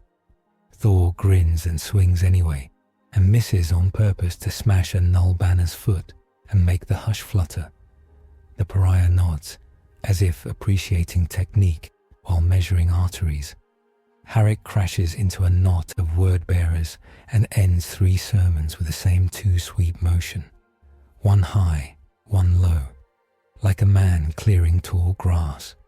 He looks for Malchior's helm and finds it too far for now. He settles for a Crozius underling and takes that instead. Vale brings lance light down on the edge of the mart, where the hush is thinnest. It cuts the processional shadow. Shadows matter here. The machine pauses, as if remembering an appointment. Malchior corrects it with a word like a whip crack. Greta roars, and his pack roars with him, and the roar picks up civilian voices the way a song does in a bar. They hit malicious soft spots, knees, elbows, wrists, because those bend without losing a soul. A boy with a broken wrist crawls away, crying, and does not see a demon until Sister Isolde shoots it off his back. The processional leans in and speaks. It does not use a speaker. The words crawl off its panels like insects and try to crawl into ears. It says, "Your faith is a poorly forged blade. You deserve better steel. Let us temper you. Hold still." People do. They hold very still. The hush likes that. Freya throws her last rope over the lectern and braces, feet skidding on wet stone. Now she gasps. Odin vaults, spear tip finding the seam where the lectern's teeth meet the first page plate. He is not fighting with law. He is fighting like a thief. He pries. He loses a little skin. The seam gives an inch. Malchior sees the prying and smiles a scholarly smile. He opens his book of no pages and speaks a heresy that is not in his lexicon, but fell out of the sky when Odin arrived. "Grimnir," he says, light as a friend's greeting. The hush carries his voice perfectly. Odin feels the name strike like a nail. Grimnir, masked one, the face he wears when telling stories in enemy halls. The Crozius glow catches the word, and for a breath it is a chain around his ribs. The pariah's quiet falls on the chain like frost. The chain pulls. The name comes free of him like a tooth. The world tilts. Odin's spear is suddenly very normal wood. He almost falls into the lectern's mouth. Thor grabs the back of Odin's cloak and hauls him out with a grunt and a headbutt to the lectern teeth that would break a mountain if the mountain allowed it. The teeth splinter. Thor spits blood and laughs and keeps Odin upright with one arm, as if wrestling a brother who drank too much and is about to drown in his own beard. Freya screams a word that is not for men. It is for looms. The rope jerks and the hinge they worked gives entirely. The processional lists. The aqueduct under it bucks with water. The hush road shakes. People fall. The machine sings in irritation, not pain. Malchior steps forward in the sway and points the Crozius at Odin's chest again. "Bolverka," he says, tasting the other names. The thief of work, the breaker for goods. the ruthless worker who takes what costs. The chain bites again. The pariah smiles as if someone poured him tea. Odin feels the name begin to slide. Thor roars and throws his head into Melchior's face. The helm rings. The apostle staggers. The chain slips, not having the new word to finish the loop. The duel that follows is not theatre. It is two old things deciding which one gets to write the footnotes. Melchior's crozius is a staff and a metronome. Odin's spear is a stick now, and he uses it like a farmer uses a staff against a wolf. He jams Melchior's ankle. He jabs his thigh. He gets hit in the shoulder and accepts bone noise. He pays with blood because there is no law to buy with. Melchior presses, chanting small phrases that are less than miracles and more than good coordination. A half stumble at a friend's boot, a gust of hush at the worst time, a line of script appearing where a loop of rope will snare. Odin answers with muscle memory and spite. A hook with a butt under Melchior's chin, a kick to a knee that expects reverence, a backhand with the flat of his spearhead that leaves a rune on Melchior's visor called disrespect. The pariah circles like a fox around a bear fight, low and light, looking for a clean bite. Freya keeps him busy with little obstacles. A rope turned into a noose underfoot, a spilled basket of nails that remember to be sharp, a twist in the market's canvas that becomes a wall for one breath. Each costs her colour, each buys a second. Seconds matter. Harrick tries to close to Odin and finds his path full of mortal militia suddenly very brave, because they cannot hear fear in the hush. He breaks them without killing them when he can. He kills when they stand on wolves' throats. Vale's lance scythes again. It cuts the processional shadow a second time and a third, drawing lines that do not heal. The machine slows. The sermons on its ribs skip a beat. The mark breathes. Melchior, annoyed to be breathing quite so hard for a sermon day, changes the key. He slams the crozius into the cobble, and the hush road flares like a dull star. Under Odin's boots, the stone decides to be glass. He slips. Melchior's crozius butt comes down on Odin's wrist, where the rent smear lives. The smear drinks the hit and spreads, cold crawling up to elbow with spider patience. Odin grunts once. The spear skitters. The spear does not want him for a breath. Yield a name, Melchior whispers, delighted. Let me hold it. I will give it back when you die. Odin bares his teeth. When I die, he says, I will have no need of it. He drives his head into Melchior's visor. Pain makes light. He takes it. He steals it. He uses it to find the spear again. He pays the smear, and it climbs his arm another inch. The pariah sees the moment. He moves. Harrick steps into him like an avalanche. Flesh hits not flesh. It sounds like a fist into wet leather. Harrick snarls and feels his anger slide off the pariah's aura like oil off glass. He uses his legs. He uses his weight. He does not try to be a god. He is a killer, and that is enough. He pins the pariah's knife arm and rides him down into water. The hush hates the splash. The pariah hates the slip. Harrick loves both. Sister Isolde sees Odin stagger and moves without thinking. She interposes a rosarius that is a coal and a chest that is a book. The pariah's glance skims her. For a second she is nothing. No child, no vows, no lungs. Just a shape. The rosarius cracks. She coughs once and spits blood and keeps standing. Leave him, she says without raising her voice. And the quiet hears her, because it is not a command. It is a refusal. Freya throws her last coil of thread, plain wool, stolen from a stall, around Melchior's wrist. It is not magic. It is a woman's hand on a liar's sleeve. He hesitates the way a liar does when the old habits of being a boy in a house where someone loved him for a minute tug the wrist. Odin uses the hesitation. He rams the spear butt into Melchior's solar plexus and follows with a jab to the throat. The Crozius drops. Odin steps on it and feels the warp move under his boot like a snake that wants to be a river. He does not ride it. He keeps his heel down. Malchior coughs something that might be a curse or a memory of a prayer he hates himself for remembering. He spits blood that looks like wine on holy days and laughs once.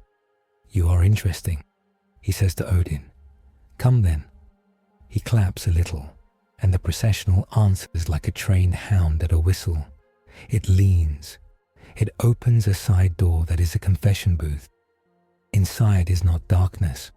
Inside is a corridor of script that goes up into the Terra, new written, fresh like bread. Malchior steps backward into the confession, smiling at Thor, at Freya, at Vex, at Harek, at Sister Isolde, at the pariah writhing in a wolf's choke under a gutter. "We will finish this in a place with better acoustics," he says, pleasant as a guest leaving a table after breaking a plate. He is gone. The pariah rolls, slips. Harek's arm locks. The pariah loses air. He does not die.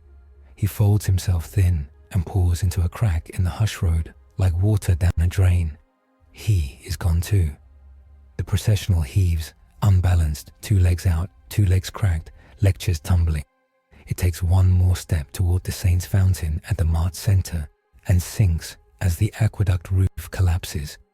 It screeches without sound. It goes down into water that loves gravity more than doctrine.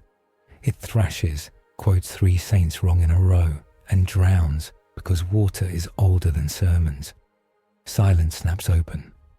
Noise rushes back like surf. People sob or vomit or shout. Wolves howl in a key that is almost joy. Thor leans on his hammer and watches bubbles. Odin takes his hand off the Crozius, and the ground stops wanting to be a river. He looks at his arm. The smear is at his elbow. Black like oil, cold like iron in winter. He flexes his fingers. They are slow. Freya's hands are burnt to raw meat in places. She wraps them. She does not look at them because looking makes pain smarter.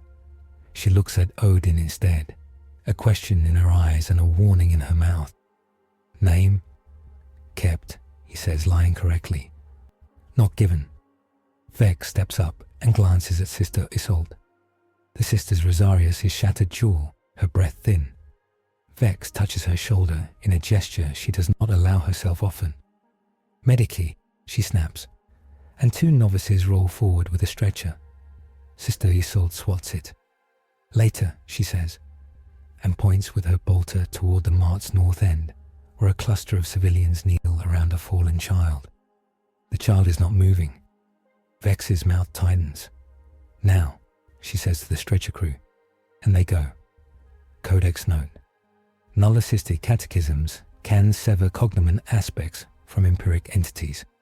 The wound presents as a cold occlusion that impairs name-mediated functions until re-sanctified or re-authored. They do not chase into the tear. That is suicide and hubris in one kiss. Instead, they cut the hush road where it is thinnest and lay weight on it. Water, stone, bodies, until it stops trying to be a bridge and remembers it is floor. The Mart holds, the sermon is drowned. The victory tastes like iron and old soup. After the fight, the temptation comes, not as a whisper, but as a lay of options, set out like tools on a cloth. It begins with Malchior's voice in every cracked piece of script cut from the processional. The words speak from the broken ribs like tick-tick-ticks. "You fight well," they say. "You love your stories. We love stories too. We can make yours longer." Odin ignores them until one shard says a name he did not teach anyone here. The wolf that eats gods. The voice promises an index of runes that bind the wolf's feet and turn its hunger aside. It offers payment terms very reasonable for men who can kill thousands with sentences. It asks one thing, that Odin write his spear into the warp, anchor it as a lighthouse for sermons, become a fixed point for liturgy, a north star for pilgrims whose maps only know churches. Freya hears different terms in different shards. A guarantee of thread that does not fray in hush. A blessing that forgives costs on the fingers that tie.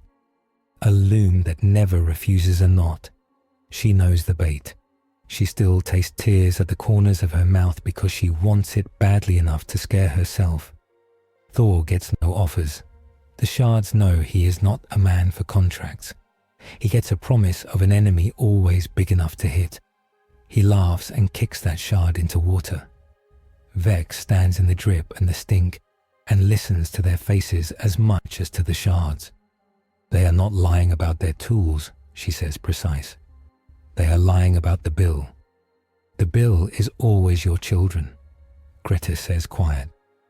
Or your names, Odin says, and hides the ache in his elbow with contempt. Freya closes her eyes and breathes once, twice, 3 times. She opens them and shakes her head as if shedding rain. No, she tells the shards, we will buy nothing from your book. We will write our own with ink that does not need approval. The shards crackle with a sound like a parchment torn very slowly. They go silent. They are still. They are traps that did not spring. They will be used for something else later. Vex already plans which vault will hold them. Refusal has its price. The smear climbs Odin's arm another inch as if offended by the courage. Freya's burnt skin refuses to take salve. Thor's hammer hums a shade flat in the lowest register, like an instrument knocked out of tune by grief. The sacred sign comes a minute later. Not a rescue, not a fix, but a hand on the shoulder in a dark hall. It begins with an astropath in Vale's choir pit standing straight and swallowing blood that tastes like copper wire. Her eyes go gold for one blink only, a color no one living has the right to see. She sings a single note. It travels through decks and down vox lines and into the basilica and out into the mart. The note is old. It is simple. It is a yes that does not promise help. It promises that there is still a contract. Statues bow their heads without moving. Candles gutter upright. Vex's rosette warms in her palm enough to sting. A grey knight justiciar a district away stops mid-step and drops to one knee because his genecraft recognizes a pressure it was made for. In the mart, a cracked tile at Odin's feet glows a line like a small road showing its way to a larger road. Odin hears the note in bone. He hears it as a command written to his kind. You will present. It is not words. It is geometry in the mind. A line from here to Terra, to the place where the man on the throne burns. The line is not a path. It is a demand. We are seen, he says softly. We are called. Vex looks at him and sees that he is not playing theatre. She nods once, unhappy that she is not unhappy. Good, she says. I am done arguing with ghosts about whether you exist. We will ask a living god. Living, Herrick mutters, and spits blood into water politely. The aftermath runs like a ledger. Wolves count bodies and ammunition and songs half sung. Sisters count confessors and wounded, and novitiates who do not want to be priests anymore, because silence felt too close and God did not feel close enough. Tech priests count vows that broke because someone loved them too hard today. Leora writes through shaking hands. A road of hush, a walking sermon, a name taken and almost taken, a bell that was a heart, a note that was a hand. She writes, the All-Father bled and laughed and did not give his name. She writes, I want to see the throne. Vex gathers the council again, less ceremony, more iron. We can hold another day, Vale says, voice tired. We cannot hold a week if the tier learns new tricks, and we are still training the city to hear our orders through counterfeit hymns. The next tricks are worse, Greta warns. They will not just preach. They will plagiarize. They will make a mirror out of us and sell it as the original. Then we must go, Vex says. the admission costing her a tooth of pride. We take our problems to the source. We ask for sanction before the war moves and gives us none. Harek's grin comes easy. A pilgrimage with a fight on the way, he says. I have worse weeks. Freya binds Odin's elbow with cloth that remembers warmer days. You cannot pay too much on the road, she says. The book will be eager to collect. Odin nods and looks toward the basilica's high nave, where a window shows the emperor blessing the faithful in a light that was never really this bright. He thinks of wolves and trees and the design of a throne that is a weapon and a prison both. He thinks of the smear in his arm as a debt that will be called inside a room where words are heavy. Vex opens a case with seals that would kill a lesser thief. Inside is a single slate with a cipher that looks like nonsense until it is read under a rosette by someone who is allowed to. She reads, she swallows, she reads again. A reply, she says. From who? Val asks, even though he knows. From the Hall of Leng on Terra, she answers. Sigil absolute. Present your anomalies. Submit to null proofing. You will not be allowed pilgrimage without an escort. Reach the throne if you dare. Harek laughs out loud. If you dare, he says, delighted to be patronized by someone who can afford it. We dare. The Grey Knight Justicar steps into the room on cue, quiet, respectful, because he saw, and looks at Odin as a craftsman looks at a tool that might be useful and might explode. You will come under my seal, he says. We will not permit mischief. Odin inclines his head, not as bow but as acceptance. We will not make mischief you cannot bear, he says, and means it in a way that prickles Vex's neck. We can hold until you return, Vale says, doing math that says otherwise and choosing not to say that. If you return with sanction, this war gets cleaner. Grettir strokes his beard and watches Odin's arm as if reading weather in smoke. And if they kill you there, he asks, not unkind. Then you will have a story, Odin says, and smiles with all his bad teeth. Vex closes the case and locks it as if the cipher could get ideas. We move in hours, she says. Eat, sleep if you can. Write letters if you're the sort who writes them. Confess if you're the other sort. We will lift for the most guarded world there is, and ask a fire if it will let 3 sparks live near it. Harek claps Thor on the shoulder. We will need a ship, he says. We will need a road, Freya says. Odin looks at the tear, which is smaller and meaner, a silver wound in a pale sky. He looks at the smear on his arm and the place in his mind where Grimnir sits like an empty chair at a feast. He thinks of the spear as law, the spear as stick, the spear as key. He breathes once and puts the spear down for a heartbeat and flexes his fingers around nothing, feeling the shape of a door he will not like. The city exhales.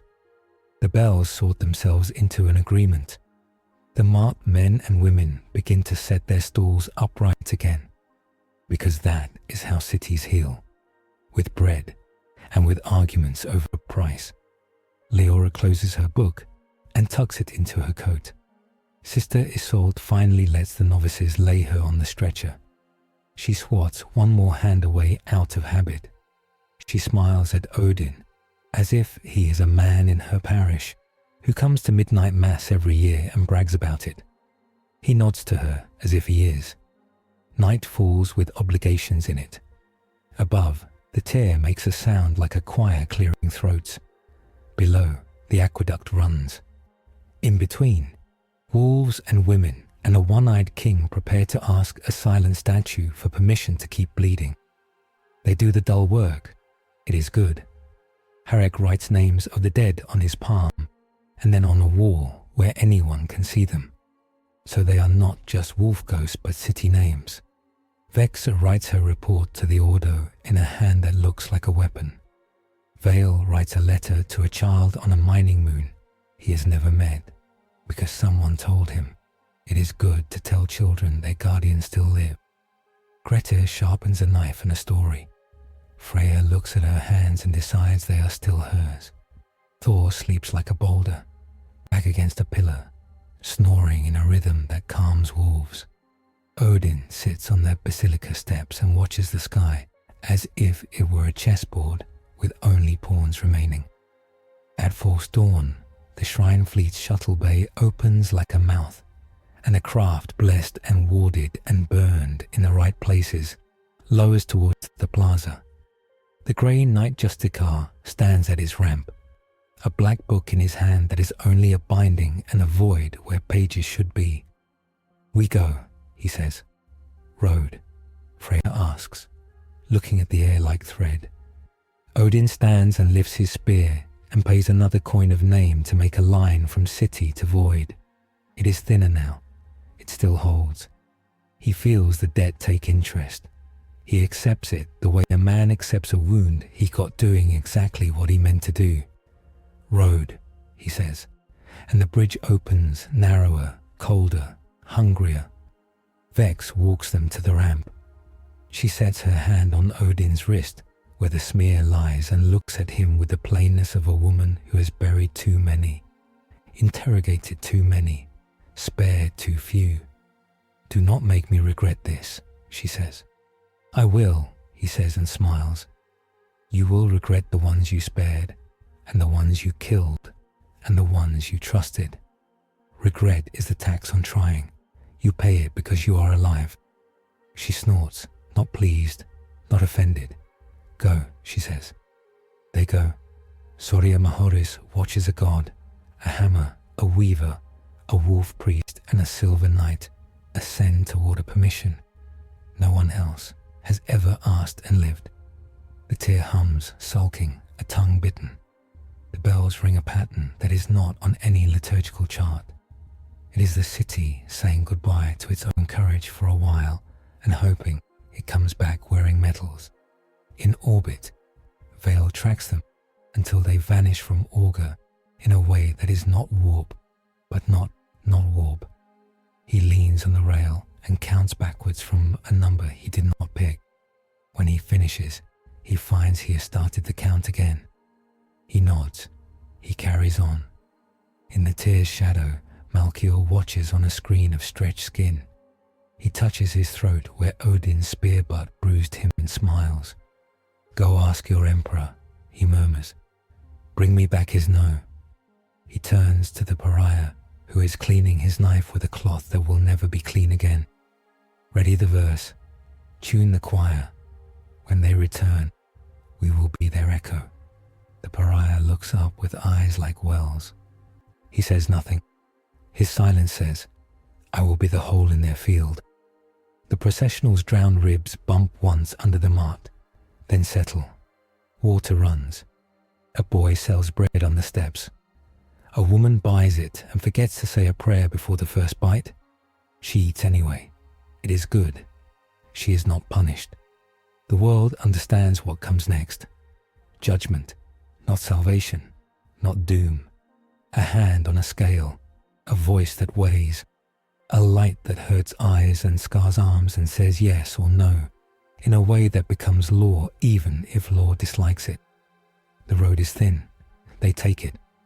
The debt rides with them like a passenger who knows the address and will collect. The shuttle's hymn is a low iron drone. Geller wards thrum like a heartbeat heard through a wall. The grey Knight Justicar stands at the forward bulkhead as if he is the wall. Thor straps in and sleeps with his mouth open, like a wolf between hunts. Freya sits by the Medicae altar and lets her servo sister pack the charcoal burns in her palms with unguent that refuses to bless. Odin watches the road he made unspool outside the hull like a thread laid across a black river. It is thinner now. It wants to fray. Each span glows with his name. Each span eats a little of it. Greta leans in the chapel doorway, gear stowed, helm under arm.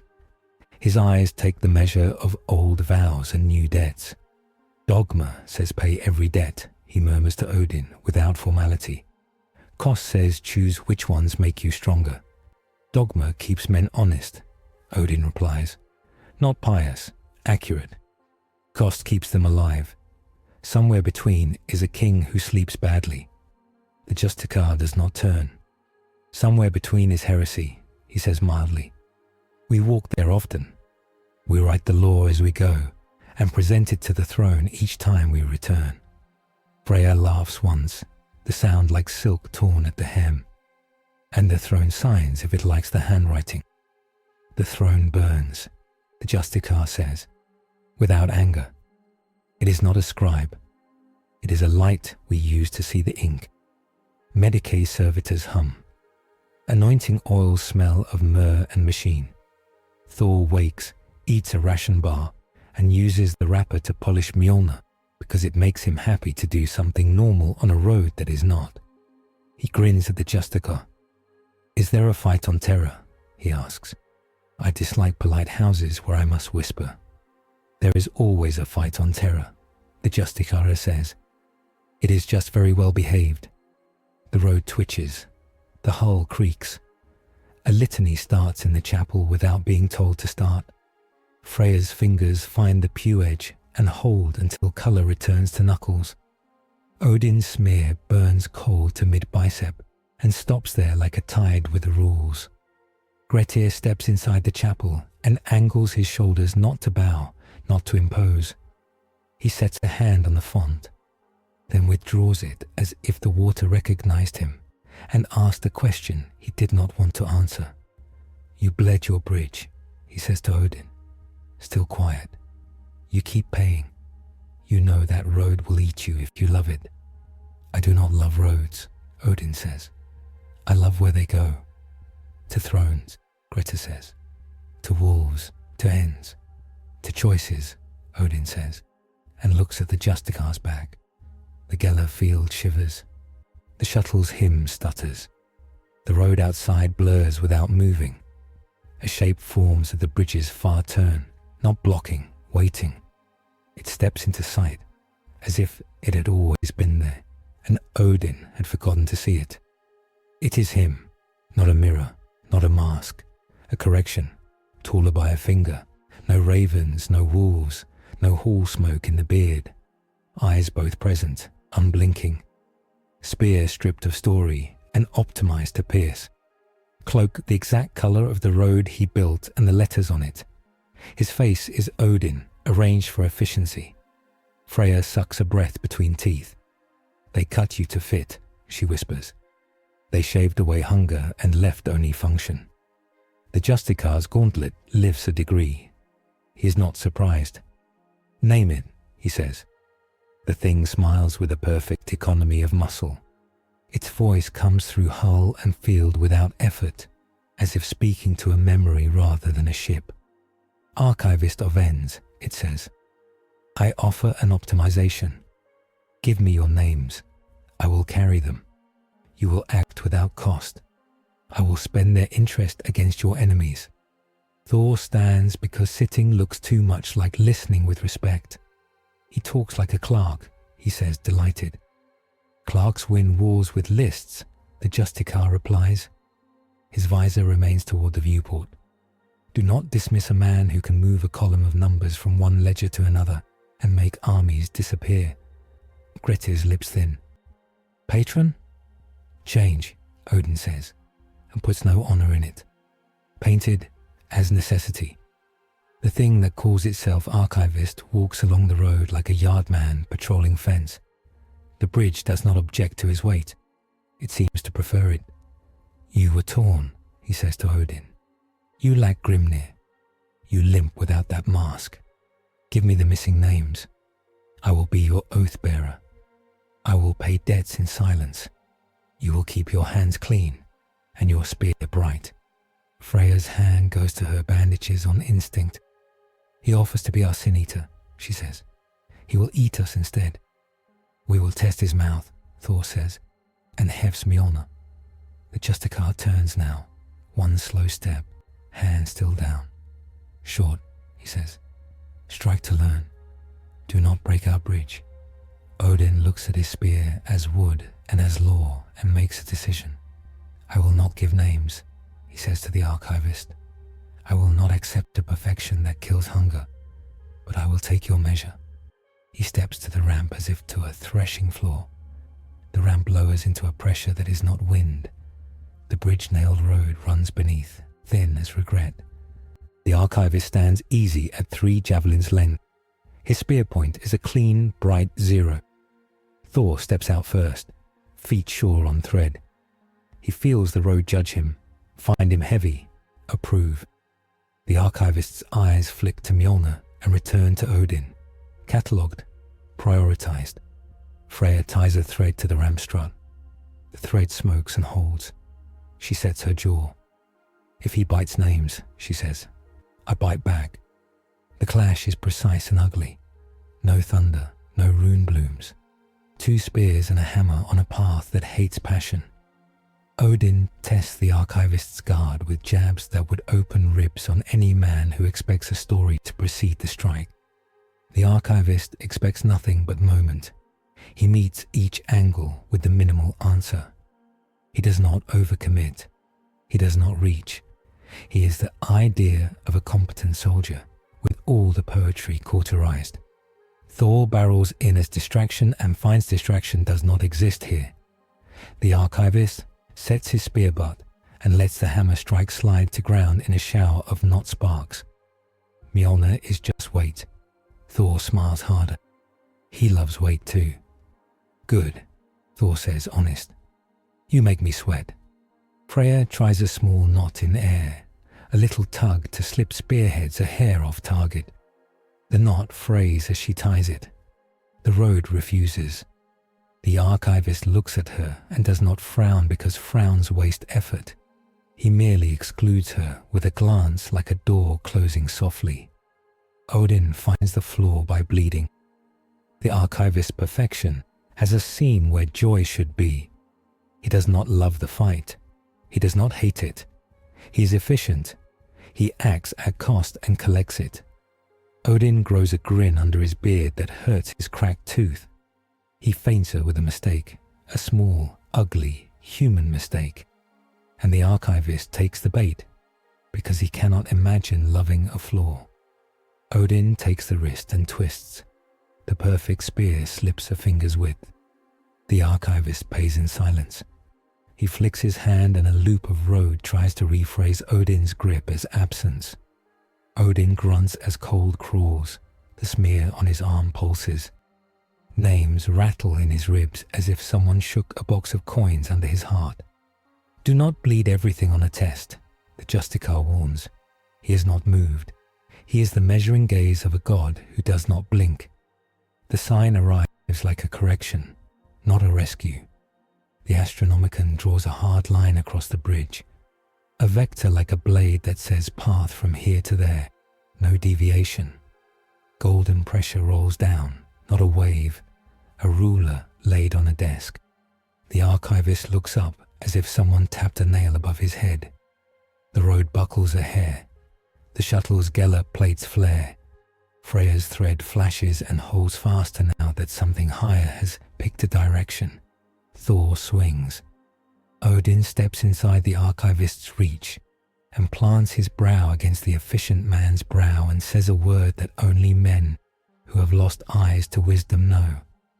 The archivist does not bleed. He recalculates. He steps back 2 paces like a clock that has been moved a shelf. The vector from the Astronomican presses until his outline thins like a margin note. He is not banished. He is repositioned by a correction written in light. Reach the throne, the pressure seems to say, not with voice, but with the refusal to move for anything else. Everything not on that line must give way. The archivist inclines his head, a craftsman's nod to a larger tool with better tolerances. We will finish this on your return, he says, not angry. Your floor will be larger then. I will fit it. He steps away. He does not go into the warp.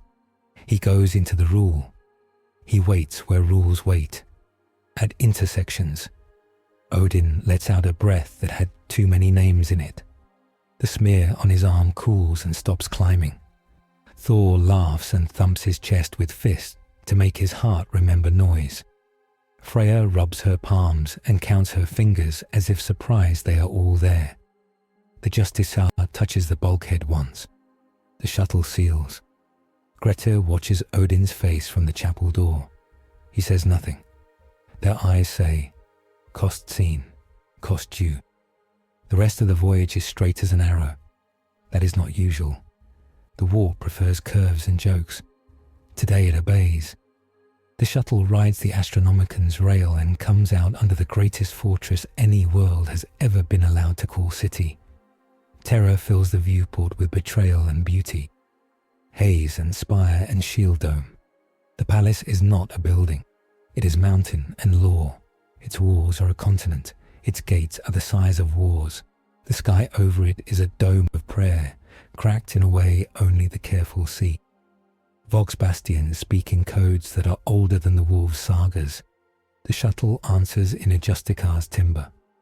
Golden shapes rise from the wall line. Custodians on wing, not angels, not men, something between. Their armor holds sun like water. They do not announce themselves. They watch. At the outer bastion, a line of women waits with heads bare and eyes impossibly calm. They wear no sigils, carry no guns. They are null in perfect cut. The Sisters of Silence. The shuttle's interior goes thin when they are near. The chapel feels like a church after a funeral, when everyone has gone home. Freya looks away without showing teeth. Thor's grin becomes a set jaw. Odin breathes as if walking into winter. The smear on his arm recedes because it has no permission here. The ramp drops. The air smells like old incense, iron, and human fear carefully managed. The Custodes do not move. The Sisters of Silence step forward without haste and stand as if expecting defiance. The Justicar steps down between them. He bows as much as he ever does to anyone who is not the throne and gestures Odin, Thor, Freya to follow. They walk into a pageant that tries not to be pageant. Halls with saints whose eyes were painted by men who never saw a miracle. Guards whose every step is a policy. Chapels where candles burn to keep men from freezing inside. Medisa vestibules where wounds are catalogued to become statistics that feed doctrine. Every surface whispers a law. In a side chapel, a Medici Primus gestures Freya aside. The sisters' hush makes unguent work finally. The burns stop arguing. Freya lets herself sit, while a scribe writes a line about non-standard asset, stabilized under null canopy.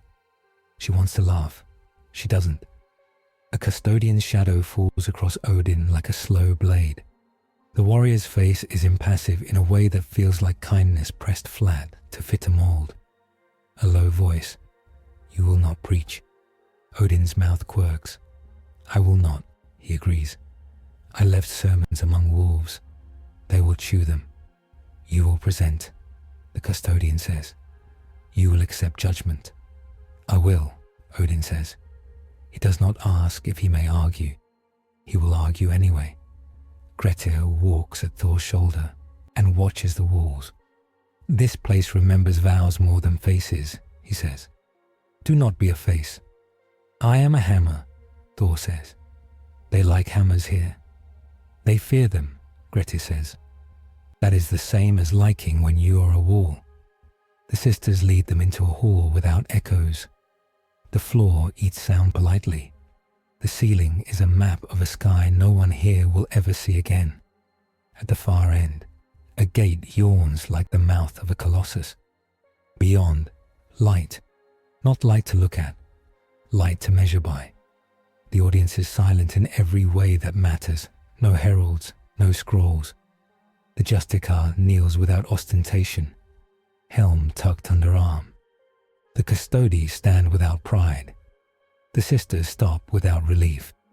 Vex is not here. Terra does not need her courage. Odin walks until the light makes his skin feel like paper near a flame. He stops where a man stops when he knows that one more step puts him on a floor no one invites feet to tread. Thor stands slightly behind, not cowed, respectful in his own language. Freya is a shade to Odin's left, fingers still. The exchange is not words, it is pressure and measure. The light touches Odin's arm and reads the smear as ledger and as wound. It touches Thor's hammer and sees an engine that refuses to be repurposed. It touches Freya's burned palms and recognizes a craft that ties what should not be tied without asking for a title. Questions write themselves in their minds, not as catechism, as geometry. What is mercy when mercy opens a door? What is survival when survival authorizes sin? What is a name when names in this galaxy are badges men kill for and words the warp eats? Odin answers like a man who has lost his eye already, for the privilege of answering. Mercy without memory is vanity. Survival without vow is theft. Names are knives and handshakes. We cut with them and we hold with them. I will cut and hold if you let me. The light does not soften, does not harden. It changes angle. It shows him 1,000,000 dead because a sermon got clever. It shows him 1,000,000 saved because a man broke a rule on the right day and then paid hard. It shows him a god devoured because he loved a mask more than his people. It shows him a man who became a mask and saved his people and burned forever on a throne.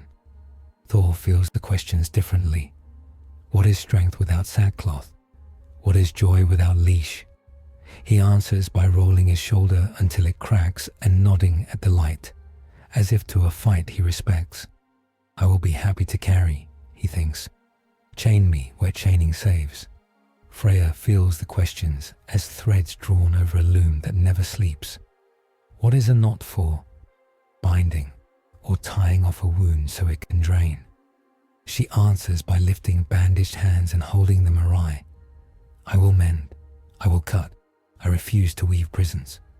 The light says no and yes in a single act. It tightens. Odin's spear hums without sound. The smear on his arm goes cold enough that pain has to invent a new word. The world narrows to a rule. Do not preach. Do not open roads where men pray. Do not take worship. Do not wear my name. Do not use names to take hearts. Tie knots only to hold lives together and to bind the enemy's blade. Use strength for walls, not for altars. Pay costs where you stand. Present yourselves when called. Accept correction. Odin nods once, small. His back strains. Thor's fingers squeeze Mjolnir until crests on the headplate flex. Freya bows her head and lets one tear run so the light sees. She will not hide. Cost. A thought like a hand touches the smear on Odin's arm. It does not heal it. It frames it. It turns cold into a boundary. It tells the warp. This bite is counted. You will not take more by reaching where my hand has closed around it. The floor breathes. The light dims a degree. The silence in the hall stops being intent and becomes waiting again. Something like a voice that has never been gendered speaks inside skull and oath. 3 paths will be shown. You will choose. You will leave, not owned, bound. You will take your braid to the wolves and tie it to their mast. You will not make a church. You will keep my city honest by being a lie it can survive. Odin exhales with a shiver that no one can see. Thor grins as if someone put a bigger anvil in front of him. Freya smiles sideways because this is exactly the sort of rule she can love. Heavy, clear, not pretending to be nice. The Justicar's knee creaks. He rises. He looks at Odin like a man who has just watched an anvil heated to perfect orange. You are not ash, he says. Good. Ash is easy. Iron is better. A custodian steps forward and unrolls the smallest writ in the galaxy. It is a single strip of vellum with a sigil at the bottom that knows how to set men on fire. He holds it as if it weighs a ton. Sanction with conditions, he says. enforced by blades. Odin does not reach to touch it. He bows the length of a hair. "We will wear your law," he says. The Sisters of Silence step closer.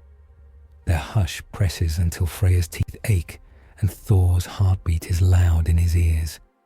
Odin feels his names settle like birds in a tree at dusk, restless, counted, real. The smear does not climb. It stays under the grip of a hand bigger than a god's. Power scaling. Interlude. Satu. Under Terra's mandate, their empiric expressions must be mediated by approximate human will. No blind myth-casting without a mortal's consent. Null proximity now sets hard ceilings. Within a sister's aura, Seda cannot knot new lines, only clip old ones. Mjolnir loses recall beyond 10 paces under hush. The spear cannot write a law where a rosette commands otherwise.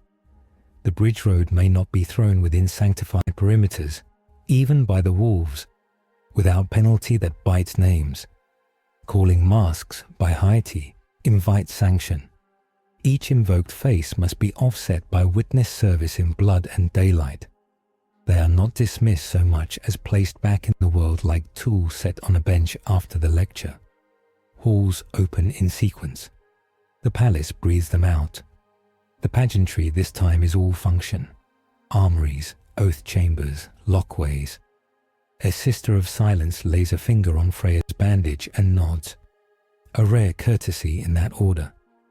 A custodian addresses Thor by an honorific that is not translation, merely respect with a handle. The Justicar hands Odin a token that will call him when correction is required. In a quiet medici cell, while the shuttle is made ready again, Grettir speaks the Mentor's debate all the way through. "You think cost makes you real," he says. Easy voice, hard eyes. "We think dogma keeps us from paying our soul and calling it a bargain. The throne told you which to prefer when they fight. It will not always be neat." "I do not like neat," Odin says. "Neat is what the archivist wears." "Good," Grettir says and claps him on the shoulder. "Keep the hunger. Tie it down at night." The Justicar takes them to a window that is not a window, but a seam in the palace where men may look out and remember what they guard. Terra lies under them, cloud and continent and war. "You will be watched," he says. "You will be used. Do not break when men pull. Bend like men who know why they are being pulled." Thor huffs. "We will break bones instead."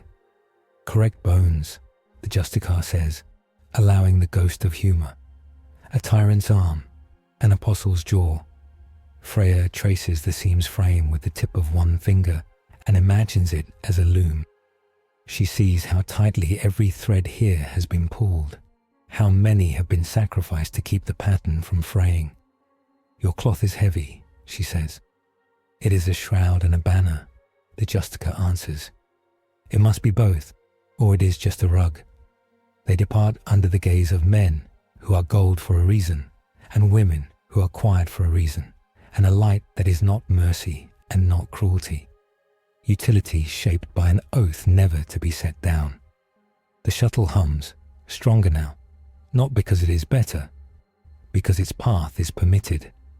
At high orbit, as the Geller plates find their tone again and the bridge thread hums underhand like a taut line, Thor leans in the hatch and looks back. "I like their house," he says. "It smells like wars that know what they are for." Freya breathes once into her palms and lets them ache. "It smells like prisons that told the truth," she says. "I can work with that." Odin closes his hand on the spear and feels the new grip there. The frame around the smear, the law on his names. He cherishes the hunger, he chains it. He looks at the road and thinks of wolves and bells and a sermon drowned in a market's heart. He thinks of an archivist waiting where rules cross. He thinks of Malkior tasting his wrist through a hole in reality. "Home," he says, meaning the city that is not his and a war that is now his job. The shuttle turns its nose towards Soria Majoris. The Astronomican line narrows. The warp chuckles, chastened for an hour. The road hums and eats a little more of the name that paid for it. The hand on it tightens and says, "Counted. Enough for now." They ride the thin line back to a bell that needs pumping. A tear that has learned to smile. A wolf who will pretend he did not nap on the basilica steps. A scribe who will tell the truth without knowing she is brave. The pageantry fades. The mandate remains, burning like a mark on a wrist. Not ownership, not freedom. A boundary to fight within until there is nothing left to break but the end. The road home holds them like a taut string. Terra's law sits in their bones like a weight that improves posture. The justicar stands by the bulkhead and says nothing because men who have carried writs this heavy do not gild. Odin feels the smear under its new frame. It does not climb. It is counted. The choice comes in the seam between jumps, in the quiet where machines hum and breath counts. It is not a dream. It is clarity sharpened on a rule. 3 doors show themselves in the mind, and then on the shuttle's deck as shadows that catch the eye. The first is a path back to their tree. Return. The bifrost glows thin as spun glass. Memory bobbins wobble on the edge of vanishing. The price is right there. They can go, but the road eats what they learned here as it closes, and the wolves waiting on the other side smell strangers instead of kin. Leora's name fades first. Sister Isolde's face blurs. The bell's cracked note is heard and then forgotten. They would save themselves and lose what made that saving worth a saga. The second is a door with no frame. Free agent. It opens everywhere and nowhere. It is a map of wars and a ledger of favors. They can refuse every leash. They can make deals with admirals and gutters and forget to ask rosettes. They will be fast. They will be effective. They will start a schism without noticing. The city will learn to pray to tools that move faster than the law. In 6 months, there will be a church with their faces and a purge with their bodies. It would be a good blaze. It would burn out the wrong thing. The third is a heavy gate that opens only when a hand larger than theirs pushes. Sanctioned servant. The word servant tastes bad. The word sanctioned keeps wolves fed. Behind the gate is a battlefield made of rules and streets made of operating limits. The price is autonomy. The profit is impact. Big fights, clean exits. A city that keeps its songs without learning a new god. Thor grins at the first door and lets it close because there is more hammer here than there.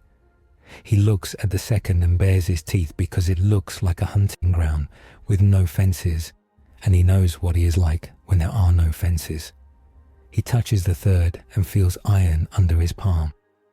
"This one," he says, and for once there is no laugh under it. Freya watches threads tie themselves across all 3 and lift their ends in request. The first would leave trailing fibers in the tear for others to pluck. Malkior would enjoy that. The second would make a loom in every alley until the alleys choke. The third demands she not only when a mortal hand holds the other end. It is insulting and perfect. "This braid," she says, "or we hang ourselves from our own thread." Odin looks at the smear and at his empty place where a name should be, and at the road that eats names without malice, and at Soria's bells that rang like a heart, and at a light on Terra that touches without pretending to love. The doors wait.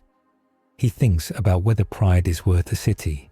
He thinks about whether a city is worth pride. He closes the first. He closes the second. He knocks once on the third and speaks so the shuttle can hear. We accept the gate. The justicar nods without surprise. "Boundaries clause to be recited on landing," he says as if they asked what time it is. They break out over Soria Majoris into a sky with bad news in it. The Terra has learned to smile with corners. A lace of null roads overlays the hive like frost.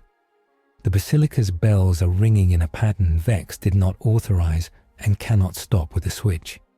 Admiral Vale's lance decks cut the air with teeth and make the smile, spit sparks. Vex meets them in the nave with a look that is not relief and not despair. It is purpose that grew fangs. Report, she says. Sanction, Thor answers in a single word, grinning like the man who brought the right tool. Odin says nothing. He brings his spear to the ground and lets the sound be the announcement. Freya holds up bandaged hands that are cleaner under the silent sister's work and ties a loop in air that makes no new thread, only tightens what is frayed. Vex listens with her face and her shoulders and her hands, no wasted motion. When Odin is done describing 3 doors in 10 words and a nod, she reaches for a scroll tube small and heavy. She pulls a vellum strip that looks like nothing until one reads it with a rosette. By rid of Terra, boundaries. She looks at Odin, at Thor, at Freya, at Harik and Grettir and Sister Isolde. Back on her feet, pale and irritated with her own body. And then at the pillars, because pillars are what the city is. She reads, no preaching, no worship, no roads opened in sanctified perimeters or holy processions. All myth acts require a mortal cosigner, Inquisitor, Witch Seeker, or Rune Priest. Under null, you will not escalate except to shield, extract, or bind. Mercy is constrained. Spare to save capacity, not to make friends. Every spared throat earns a mark, tone seal, not brand, and a watch. Every corruption tick shows you present. If the smear reaches the shoulder, you give me your arm or you leave. The rosette may recall you at any hour. The grey nights may test you. The sisters may unmake your weave within the basilica at will. If you lie, you will do it by telling the truth with too much force. You will come when called. You will go when told. You will save this city without building a church. She tucks the vellum back into its tube and waits for argument. Thor lifts his hammer to shoulder, then lowers it, then nods. I have been chained before, he says. Chains make me lean harder on the fist. It is fine. Freya nods once. If I must tie with others' hands, teach them to tie, she says. Do not give me fools. You will have Grettir, Vex says dryly. Good, Grettir says. I have always wanted a weaver to tell my wolves where to bite gently. Odin meets Vex's gaze without flinch. I will argue, he says honest.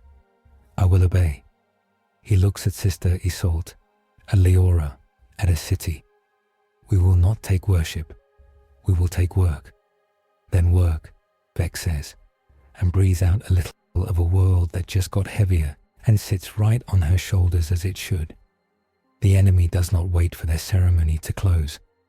Malchior returns in a sermon that starts in a whisper in 20 shrines and rises into a roar in 1. Spire vigilant. He walks out of the Terra on a procession of pages, a Crozius lit like a torch stuck into a book, the pariah at his hip like a dagger that won't leave a sheath. Around them, the pale choir sets 3 null roads into a triskelion that points at the basilica. The smile in the sky opens. It is a hungry mouth with manners. 3 lines, 3 keys, 3 kneelers, Grettir says. Eyes on the map. He stole your Haiti, All-Father. He is going to enthrone an echo where the altar cannot bear it. We sever the roads, Vex says. We drown the choir. We bind the knife. We cut the sermon's throat under our law. She lifts her voice, and the nave carries it like water. Positions. Wolves with Harik. Bleed their screens and do not chase a clever kill. Sisters, move your hush in a way that makes their hush argue with itself. Techs, flood the lower vaults. Admiral, shave the smile's teeth without waking its gums. Gods. She catches herself and lets the word stand because it is faster than the others. With me. They go shoulder to shoulder into streets that know more hymns than men, and now get to learn a better one. The first null road meets them like ice. It does not crack. The Sisters of Silence walk onto it in a line, neither slow nor fast, and their hush folds with the pale choir's hush into a cold that makes breath mist and dogma put on a coat. In the interference, edges appear like imperfections in glass. Freya points with a bandaged hand. "There," she says. "Cut there." Greta drives a rune-honed knife into a joint where two doctrines argue. Thor stamps, stone bites, the road flexes. Vex plants a relic wafer at its seam, and the seam refuses to be rode any longer. It is floor again, humbled. The second road runs under a stair crowded with pilgrims, the cult tried to make into choir. Sister Isol stands at the bottom step, with two novices and a box of tone seals like small, hard prayers. She touches each forehead, ink invisible to eyes, loud to sermons. "You will not be used," she tells them. "If you hear a hymn you did not ask for, you press 2 fingers here and hum my tune. This one." She hums 3 notes. The line takes it, shaky, and then stronger. Odin steps past her and receives a touch on his forearm like a benediction delivered by a woman who does not flatter. It sits well beside the frame on his smear. He nods once. He keeps moving. The pariah finds them in a square that has seen 100 executions and 1,000 weddings, and would prefer both to today. His quiet is pure and familiar. Thor's hammer hums and then stops. He hitches it higher. Odin's spear becomes thick. He tilts it to keep balance because the ground chooses to be unkind. Freya's threads sag like ropes in rain. She lets them hang. She does not pull. "Box," Vex says. She does not mean a coffin. Sisters advance with a lattice of auramite and oath. It is a cage that is also a sacrament, a portable absence tuned to human mercy. The pariah sees it and walks sideways with casual grace to avoid touching a thing that will keep him. Harrick steps into him with an upper body like a collapsing wall. Greta trips a knee. A sister drops the lattice from above. It clicks.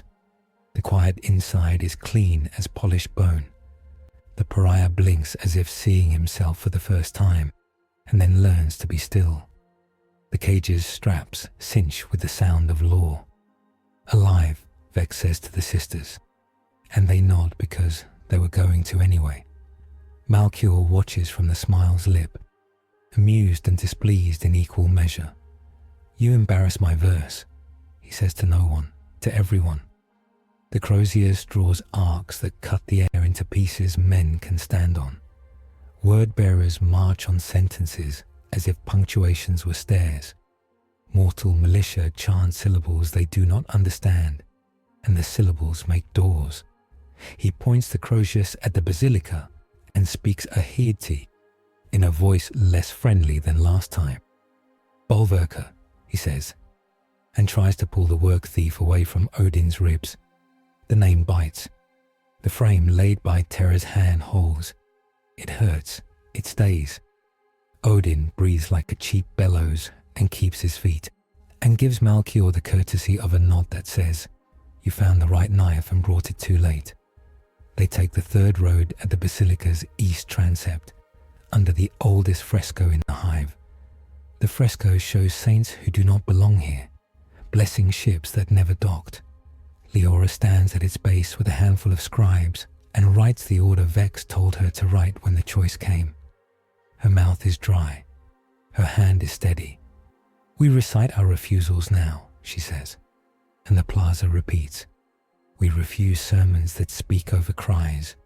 We refuse roads built on hymns we did not ask for. We refuse to kneel to a name that is not earned by blood given to our streets." The words are not magic. They are consent.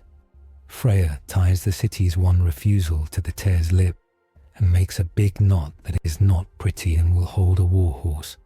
It costs her skin under her bandages.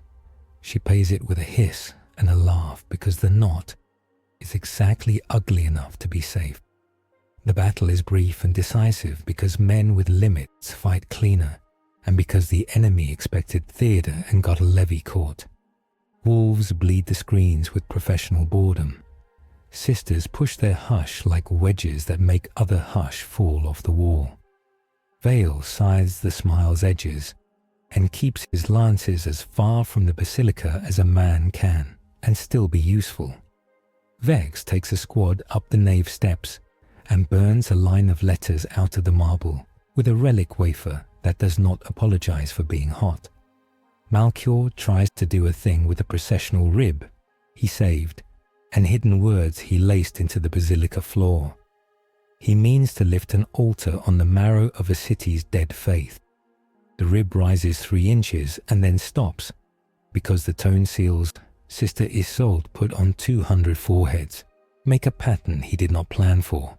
And patterns are how miracles bleed into the world. He hisses. He is not a tidy man when annoyed. He says a word that cracks a gargoyle's jaw. The archivist appears at the transept's corner at the exact place where 2 laws cross. He stands on the intersection as if born to it. He looks at Odin and offers the same offer without breath or smile. Names, he says efficient. Give. Odin looks at the writ Vex holds, at the rosette, at the sisters with a pariah in a box, at Thor grinning with a hammer that sings again because the interference went away, at Freya with blood at her cuff and laughter in her eyes because the knot held. He shakes his head. Not here, not now, not ever, he says, and the last word tastes like iron filings and oath. The Astronomican's vector hums through sanctified stone. The intersection rejects the archivist the way a healthy body rejects a splinter. He inclines his head again, a craftsman recognizing a better jig, and steps back into the margin. Later, he says, a polite threat. Thor smashes the crozius out of Malchior's hand with a swing that would be a joke if not for the hard work under it. The apostle catches it with a palm and loses 2 fingers to the edge of a law he forgot to respect. He laughs because to not laugh now would be cowardice in his own book. See you at the next verse, he says, and whistles. The tear closes a degree like a door whose hinges were oiled with hope. He backs up into his own liturgy and goes away with discipline that does not falter even when bleeding. They do not chase. This city is not a place for finishing kills today. It is a place for finishing vows. In the plaza, Vex lifts the writ again and speaks so the basilica stones can memorize it. By Terra's hand, by Ordo's blade, by wolf and sister and man and woman who will not sing when told, I sanction these 3 to act under my eye. Odin, Thor, Freya, Knotbound for the purposes of our books, bound to the knot of law, bound to cut and to tie. You will not be loved in homilies. You will be loved in alleys. You will not be named in litany. You will be named in ledgers. You will pay your tax in regret and in blood. I accept this bargain. Harrick howls a note that makes dogs in 100 yards sit down and listen. Grettir smiles like a winter finally obeyed. Sister Isolde leans her shoulder briefly into Odin's, as if to see if he is warm. He is. Leora writes the new name because names are tools if you do not worship them. The visual change is small and visible. The basilica's great aquila over the nave takes a new device into its chest, not replacing, not covering. 3 knots interlinked, simple, peasant work, honest. On Thor's hammer, the light catches a scratch that is not accident. A double-headed bird cut by a careful, tired woman during the hour before dawn.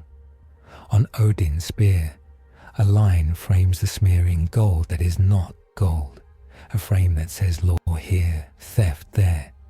On Freya's bandages, a rune someone else drew that says, cut me if I braid what I should not.